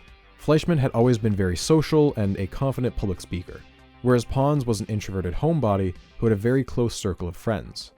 And as questions about the work began to turn into doubt, Pons was visibly cracking under the pressure.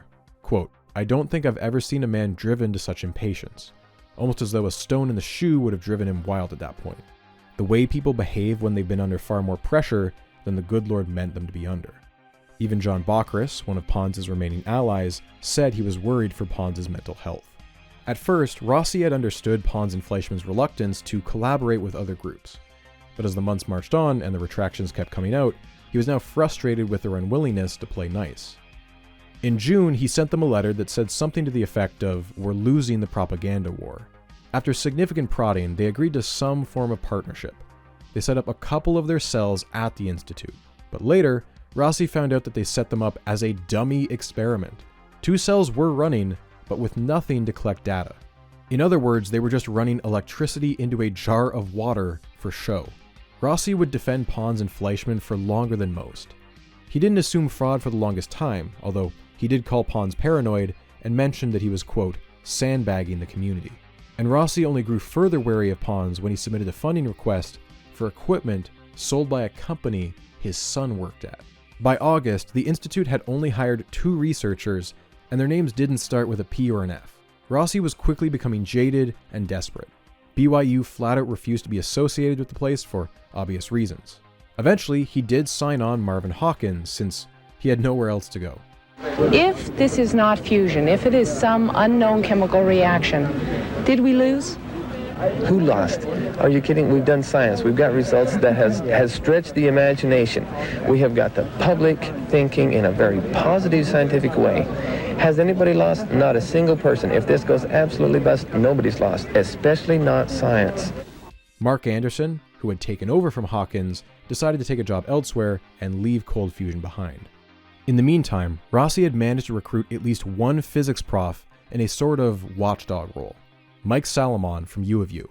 He knew all about the drama surrounding the gamma rays, and he wanted to help clear up the confusion. One, has fusion been seen here at the University of Utah? Quite possibly. Has the large energy output that Pons and Fleischmann see due to nuclear fusion? No. We really don't believe it is. It's probably something else. Our attitude is, we're raising our hands. We don't know what it is. It's possible that it is fusion. If it is, we have a lot to learn. He offered to set up some of his detectors in Pons's lab. One night, Salomon got a call from Mark Anderson that a cell was boiling. Salomon rushed over to the lab, saw that it was, and rushed off to get more equipment. Except when he came back, the cell was off. Pons had told Anderson to turn it off so they wouldn't waste any heavy water. Salomon was dumbstruck. This was the only time in over a month he had seen any cells boil, and Pons was clearly trying to prevent him from getting any meaningful data. Then Pons told him he needed space for a new detector, and so Salomon took his gear and he left. Pons would later send him a letter telling him that there had been one cell with excess heat while Salomon's equipment was in the lab. But it just so happened to occur right after a power outage that had reset his equipment. It was the kind of coincidence that was downright insulting to even suggest. On August 23rd, Salomon holds a press conference where he announces his negative results. He went on to write a very negative paper and submitted it to Nature, which was published on the 1-year anniversary of the initial press conference. Once the paper was in print, Gary Triggs sent threatening letters accusing him of libel and demanding a retraction. Pons had tried to use Triggs to silence critics before, but this had crossed a very serious line because Salomon was a fellow professor at U of U, causing a major PR crisis. It was soon uncovered that U of U had previously paid Gary Triggs as much as $68,000 for Pons's legal fees. That meant, technically, U of U was paying a lawyer so that one of their professors could sue another one of their professors. This was a massive conflict of interest, and as soon as this fact was made public, U of U cut ties with Triggs. Salomon too would abandon cold fusion. Quote, my continued involvement, even in a sort of adversarial role, was being perceived as extraordinarily stupid on my part. It was beginning to blacken my reputation with the faculty. On September 26, Rossi tells the Salt Lake City Tribune that if the Institute has no solid data to present by February, then they'll have to shut down. He gave that statement in response to a direct question from a reporter, but the way it was portrayed in the paper was, quote, state-funded lab may soon stop cold fusion experiments. Now, you've got the governor pissed, and Pons and Fleischmann think Rossi has stabbed them in the back. In private, they send letters where they rant about Rossi. Quote, he's bent. He lies out of his teeth. Now you've got private companies freezing their investments. Rossi wants to resign, but realizes the terrible optics of that move, and so he sticks with it. But the final straw for him was the double-blind double cross. By now, Pons and Fleischmann were full in on the third decay branch as their last resort. It was statistically unlikely, but if the palladium rods showed evidence of helium, then it would be potential evidence of fusion. And so a bunch of skeptical labs like MIT and Sandia called their bluff and said, sure, let us analyze them. After much back and forth, Pons finally agrees as long as a neutral third party acted as a mediator. 2 of the 5 rods had helium artificially added as a control. 1 rod was completely clean and had no helium, and the remaining 2 rods had been run in fusion cells and had supposedly generated excess heat, and therefore helium. Critically, the labs testing for helium don't know which rods are which, and Pons doesn't know which rods were sent where. It's a double-blind test. On October 6th, Stan Pons went to meet with the neutral third party. The deal was that both parties would exchange data. Pons was given the helium analysis, and then he just refused to share which rods showed excess heat. He had just willfully, knowingly ruined the double-blind nature of the test. The results of the helium analysis were just as confusing. The rod that was supposed to have 0 helium in it ended up showing helium. Whether this was an accidental contamination or an intentional mix-up was impossible to prove, but it rendered the entire experiment useless. But more to the point, the one cell that had supposedly generated heat did not show helium above the background level. The other labs wanted to publish these results, but Gary Triggs sent them all legal threats. This meant that the helium results were only made public an entire year later in late 1990. The helium fiasco was a step too far for Rossi. Not only that, but the faculty at U of U were saying that if he stayed involved with cold fusion, they'd likely push for him not to come back as dean. The interim director of Utah's Cold Fusion Institute is stepping down to make room for some new blood. But the man who's headed this controversial private corporation claims convenience, not conflict, prompted his resignation 6 weeks early. When he was back at U of U, he joined the rest of the faculty in demanding a full review of the institute. Pons and Fleischmann would be hauled in and interrogated by state officials.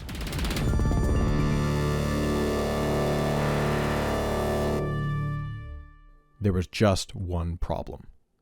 They were nowhere to be found.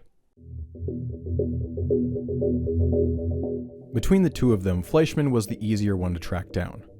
He had long since gone back to England, supposedly for medical reasons. He claimed the school had not made a good faith effort to contact him, and he declined to attend the review. Pons, on the other hand, was nearly impossible to track down.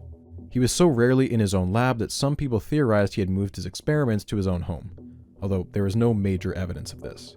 And then one day, he's just gone. He has subs teaching his classes. His house was put up for sale. No one knows where he is. The first official contact from him is a letter via Gary Triggs, where he says he's resigning as a tenured professor and asks for a temporary research position instead. Later, he'll ask for a year-long leave of absence, which will be denied. The public pressure had been crushing for Pons. By this point, physicist Frank Close had published his book, Too Hot to Handle, which came as close as UK libel law would allow to implying fraud on the part of Pons. When Close had interviewed Fleischmann, he appeared to lay the blame of the gamma-ray peaks entirely on Pons. But the hate had extended to his family. His house was bombarded with phone calls, some threatening. His wife Sheila described how classmates of their daughter began to bully her. Quote, "Our daughter was in school. At the time she was 11 or 12 years old, a very sensitive age. Some of the children said to her, 'Your dad's a fraud. Why did you do this to us? Why do we have Utah smeared like this because of your dad?' Cold fusion had begun as a source of Utah pride, but the state had turned on Pons for embarrassing them. Even Fleischmann is told in February that it's highly unlikely he'll be reappointed as a visiting professor. The next time Pons was seen in Utah was when the institute was undergoing its review, for which he was required to make an appearance. He did so only after Utah's Assistant Attorney General told him he didn't have a choice. This very well could be the final time he stepped foot in Utah. When questioned by the review panel, he said the same thing he'd said since it was first announced to the world. To Pons, cold fusion was real. But that didn't matter. Following some investigative reporting, it was revealed that $500K in donations was made to the Cold Fusion Institute that did not come from an external source, but was in fact university funds that Chase Peterson shuffled around. Although not strictly illegal, it was incredibly deceptive, clearly an attempt to reel in more outside money. This was a disaster for PR, and a private company halted their donation of $160K. Chase Peterson had a no-confidence motion pushed on him by the faculty. They wanted him gone. Contrary to what he said a year earlier, Peterson says he did not necessarily believe in cold fusion. He just said that if there was even an infinitesimal chance it was, that the enormous benefits justified taking a chance on it. He clearly believed that enough that it cost him his job. Knowing he was a dead man walking, he announced he would resign in a year's time. This seemed to satisfy his faculty, and they let him live out his remaining term as a lame duck. Peterson resigned as president in June 1991. That same month, the institute is shut down. The $5 million they had been gifted by the state had run out, and no new money was coming in. It was over. Even Utah had given up on cold fusion. The same could be seen in miniature in Washington, where cold fusion had become taboo. Only Wayne Owens, representative for Utah, wasted any breath on the topic. Here he is giving a passionate speech arguing for continued funding despite the earlier disappointments. The way he's speaking, you'd think he was addressing a packed audience, but when the C-SPAN feed cuts to a wider shot of the chamber, it feels almost like the camera crew has a sense of humor. We should take a moment to revisit our friend Stephen Jones, who had spent the past several months portraying himself as the more pragmatic and rational version of Pons and Fleischmann. He had accepted an offer from Yale to collaborate. They had offered up their highly sensitive neutron detectors. Remember, Jones's claim was that he saw no excess heat, but he did see an extremely subtle neutron spike. The confidence level is about 1 chance in 2 million right now that we have made a mistake. Yale was even going to shut down its particle accelerator for a week to lower the background radiation. This was a prime chance for Jones to cement his credibility. But several months went by. The collaboration went up in flames. I'm not sure you're doing the right experiment either, Moshe. You have to look at the, you look at just... You are not sure, you are not sure that I'm doing the right experiment. My experiment. I'm convinced that you're not doing the right neutron counting. Jones refused to put his name on any of the data that showed no signs of neutrons. The Yale group went ahead and published without him a scathing rebuke of Jones's claims. There are other controversial disputes that arise. One of the more notable is the tritium spiking allegations at Texas A&M. A group led by John Bockris is accused of fraud by fellow professors and a journalist. An internal investigation dragged on for a year, and in the end did not conclusively prove intentional tampering. But the tritium readings that were once credited with keeping cold fusion's hopes alive during the summer of 1989 were almost certainly due to contamination. Bockris's reputation is stained for the rest of his career. Pons had warned many people of the deadly potential of this experiment. Only once did his fears come true.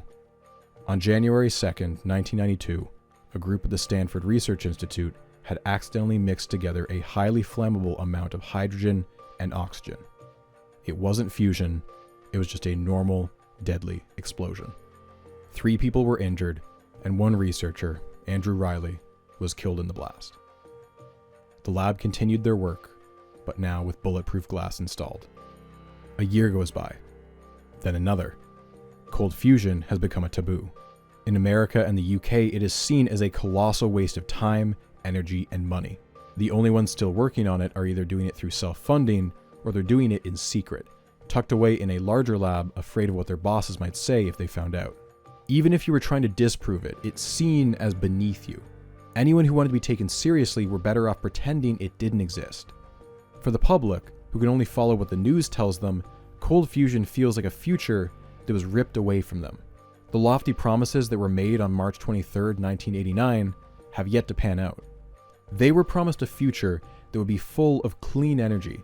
They were told that a gallon of seawater was enough to power a city. There wasn't supposed to be another Exxon Valdez, no more Chernobyls. Cold fusion had instead become a joke, a throwaway punchline in an episode of The Simpsons, that thing you heard about a few years ago. Whatever happened to that, you'll wonder, before moving on with your day. But there were also those who didn't forget. A certain subset, they believed something more sinister happened. Who was trying to shut this down? Hot fusion physicists? The big banks? Big oil? Even as early as May 1989, members of the public were suspicious that some sort of cover-up must be happening. Take, for instance, this C-SPAN phone call-in hour. All right, you know, on an ABC station in Fort Wayne, Indiana, they said there's nothing to this fusion deal that was early this week, and I was wondering who's trying to cover it up. Will it come to pass? Will we ever get it? Sure. Among the most prominent of these conspiracy mongers was Eugene Malov. At the time of the Utah announcement, he was MIT's chief science writer and wrote many of their press releases. He believed that researchers at MIT altered their data in an attempt to disprove cold fusion and resigned in protest. He founded a magazine, wrote books, and even shot a documentary arguing that cold fusion was a victim of a conspiracy, a wide-scale reputation trap. Field of cold fusion has been marginalized by the establishment by creating certain myths about it, and pejorative terminology being used, which is highly inappropriate, has no bearing at all on what's being done, called pathological science, junk science. It's just basically name-calling. The equivalent of demanding that cold fusion works like hot fusion is like saying a transistor works like a radio tube. It's idiotic. It's stupid. It makes no sense. And yet that's what was demanded. He will spend the rest of his life arguing that commercial cold fusion energy is just a couple years away. Always a couple years away. By 1994, there was a bit of a lingering question. Pons and Fleischmann themselves disappeared from the scene. Where did they go? To the south of France, that's where. A company called Technova had decided to invest in Pons and Fleischmann's research. Technova, as it turned out, was a subsidiary of Toyota. Pons and Fleischmann now work in a $15 million lab created for them by the Japanese. In retrospect, they recall they really had no choice but to leave the United States. Yet another moment of irony. For the first time in years, the two men seem happy to be giving interviews. But it was clear that the controversy had taken its toll. I can remember that I was extremely bitter and upset at the time. Thought we'd been treated extremely unjustly, which I still do. Again, I think the critics were not operating within the bounds of sanity, and I think we were victimized in that respect. I really don't have any feelings about it anymore. It's just a non-issue now. I think you become numb. You become numb to it. But if anything, he was even more confident. I mean, the criticisms that came were 95% of the criticism was just unwarranted. I could almost use the word stupid for most of it. And how many years away might you be from developing something like that? Well, the first prototypes we built now are, need to be redesigned. I would say probably by the end of the year. Within a year? You're kidding. No, I think that's attainable. This prediction by Pons did not come to fruition. In 1995, he and Fleischmann had a permanent falling out. Japan's government pulled their funding in 1997. And a year later, the lab closed entirely. The estimated investment was £12 million. We have very few details about what went down between the two men. According to Physics World, Fleischmann and Pons disagreed on the direction of the research, and Fleischmann felt like he was being ignored. The 2012 documentary, The Believers, contains some of the last interviews with Fleischmann. It ends with the question of whether he's still friends with Stanley Pons, the man he used to host a yearly Christmas party with. His answer is no. It's clearly a painful memory. He ponders for a moment what he would ask Pons if he saw him again. Two things. How are you? And after a bit of laughter, quote, are you continuing with the dreadful research? Fleischmann will never fully give up on cold fusion. He'll continue to keep in touch with those in the field and even attend the occasional cold fusion conference. He passed away in 2012 due to complications from Parkinson's. If Stanley Pons was hard to get a hold of before, he would eventually vanish off the face of the earth. He lives on a farm in France with his wife. He has no plans to return to the US, and he gave up his citizenship. He has never given a recorded interview since. All we know is that he just wants to be left alone.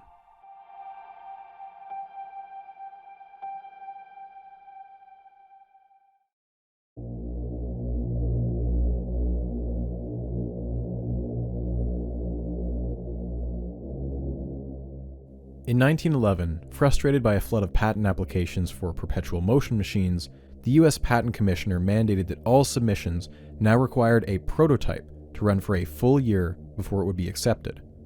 To date, there has never been a successful patent for a perpetual motion machine. And in 2004, the Patent Office had made it routine policy to reject any submission that mentioned cold fusion. Many will still try by using a different name, but it's nearly impossible for them not to mention the Pons and Fleischmann experiment in some form. By the late 1990s, cold fusion had become ubiquitous shorthand in popular culture as a synonym for nonsense science. The name had become toxic. This is a graph of papers mentioning cold fusion since 1989. After the massive explosion of papers in 1989 and 1990, the publication rate falls off a cliff. Most of them are never even peer-reviewed.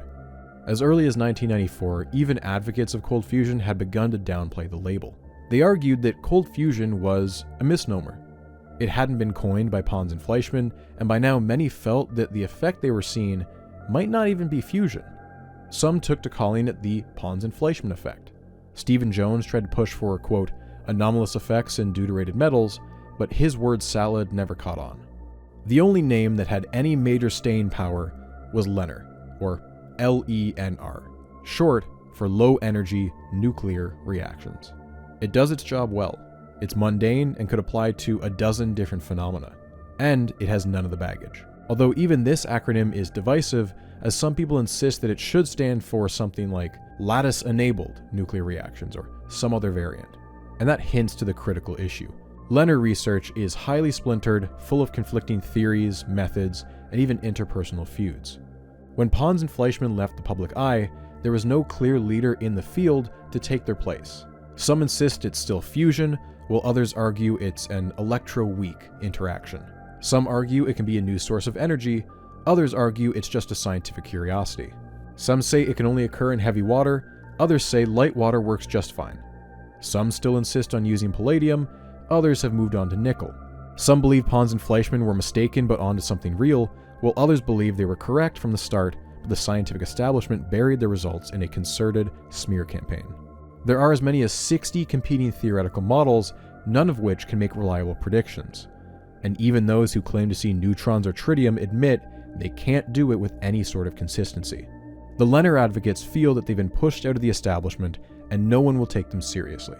Nobel laureate Julian Schwinger left the American Physical Society in protest when they refused to publish his papers on it. And so, they've built their own communities. Forums that serve as echo chambers, where critical members are banned if they ask the wrong questions.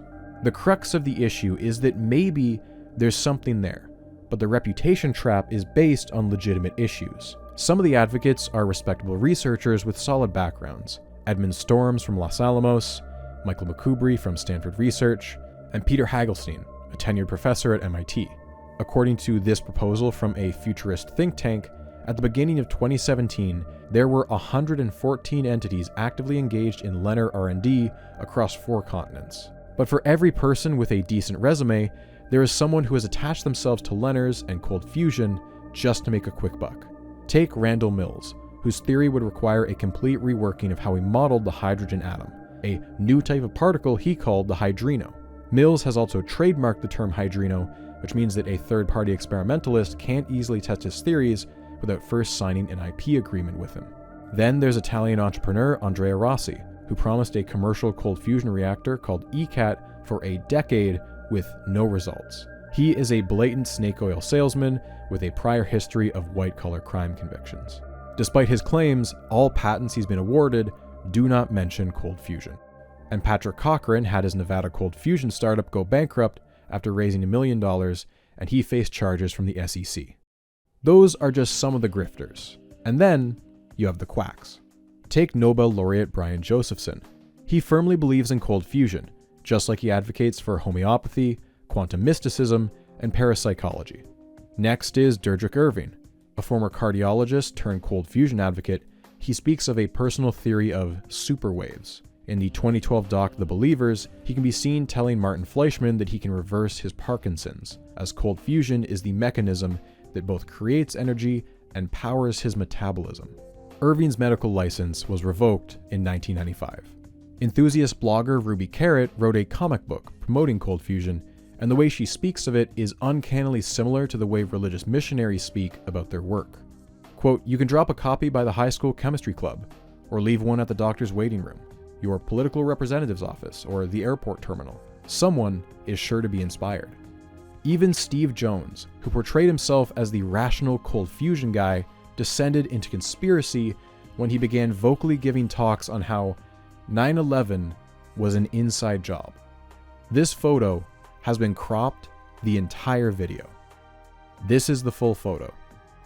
He parted ways with BYU in 2006 over his views.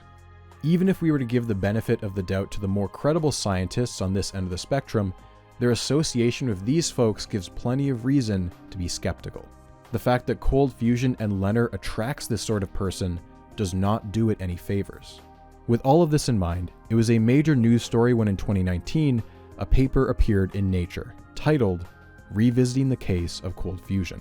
A team of 30 researchers across several labs took 4 years to try and induce cold fusion, although the bit that made the headlines was that one of the labs was funded by Google. The Pons and Fleischmann effect was not repeated. One of the authors, Chang, stressed that to his knowledge, no experiment has unambiguously shown excess heat, once all energy sources and sinks are fully accounted for. When I wrote to one of the other authors, Matt Trevithick, he responded with this: "The conclusion of our work was that neither Leonard believers nor skeptics have done enough work of enough quality to support their positions. Leonard covers a vast parameter space. In the limited time and budget we had, we got a sense of the difficulty of producing the conditions under which cold fusion is hypothesized to exist." Another group I spoke to, Research, similarly found no evidence of excess heat or nuclear products. As for why the repeatability of results is so poor, they argue that most thermal calibration runs are far shorter than the lengths of the experiments themselves. It's only when you calibrate for longer than the experiment can you be sure that your heat measurements are reliable. Quote, "As the majority of research over the past 30 years has not demonstrated this kind of calibration stability, that eliminates most of the effort in this field." As skeptical as I am, I understand why people have clung on to this for so long. As it was pointed out, we're in deep trouble come year 2030. So we're going to, or 2040, I think he said. So we're going to have to do something fast. And that's why we're going to push as hard as we absolutely can to see if this is going to work. The issues that felt so urgent back in 1989 are still the same issues we're dealing with today, and we're barely any closer to solving them. The necessary political and societal solutions are so divisive that they feel impossible to implement. People want to believe in a revolutionary source of energy that can be powered by our most abundant resource, seawater, because it would be a magic bullet that would render everything else irrelevant. Cold fusion won't save us. We've been through this cycle before, and we'll go through it again. We can't bet everything on just technology. With all that being said, with the renewed attention in the past few years, Leonard advocates have finally gotten their wish. In 2023, the Department of Energy's R&D fund, ARPA-E, awarded $10 million to Leonard research, spread across 5 labs. That's obviously quite a huge sum of money, but to put that in context, I'd point out that they also awarded $1 billion to traditional hot fusion research. The $10 million is also not an endorsement of Leonard being a real phenomenon, just that it warrants more funding to, in their own words, break the stalemate. Evidence for Leonard is insufficient due to the ambiguous nature of heat, numerous confounding variables, potential sources of measurement error, and possible prosaic explanations. I have not read the vast majority of what's been written on Leonard in the past 2 decades. I cannot tell you definitively that there isn't something there. And so I'm not going to object if the US government or Google wants to divert some of their vast pools of wealth. But what I am confident on is that the work of Pons and Fleischmann was rushed, misleading, and mired with dishonesty. In recent years, there's been an effort to whitewash that history. As to whether they were treated fairly, you'll have to decide for yourself. The last time cold fusion made primetime news was in 2009, when 60 Minutes aired a special interviewing Martin Fleischmann. The special had little new to show, just the same claims that people have been making since the 90s. Fleischmann himself hadn't done active research in years. When you hold that in your hand and you think back on what's happened these last 20 years, what do you think? A wasted opportunity. Wasted? Because it was discredited at the time. What it did show was a man at the tail end of his life wondering how things went so wrong. I'm getting you interested again? Yes. The potential is exciting. The potential is exciting, yes. The truth is, you can't really kill an idea. Once it's out there, you can only turn the cameras off.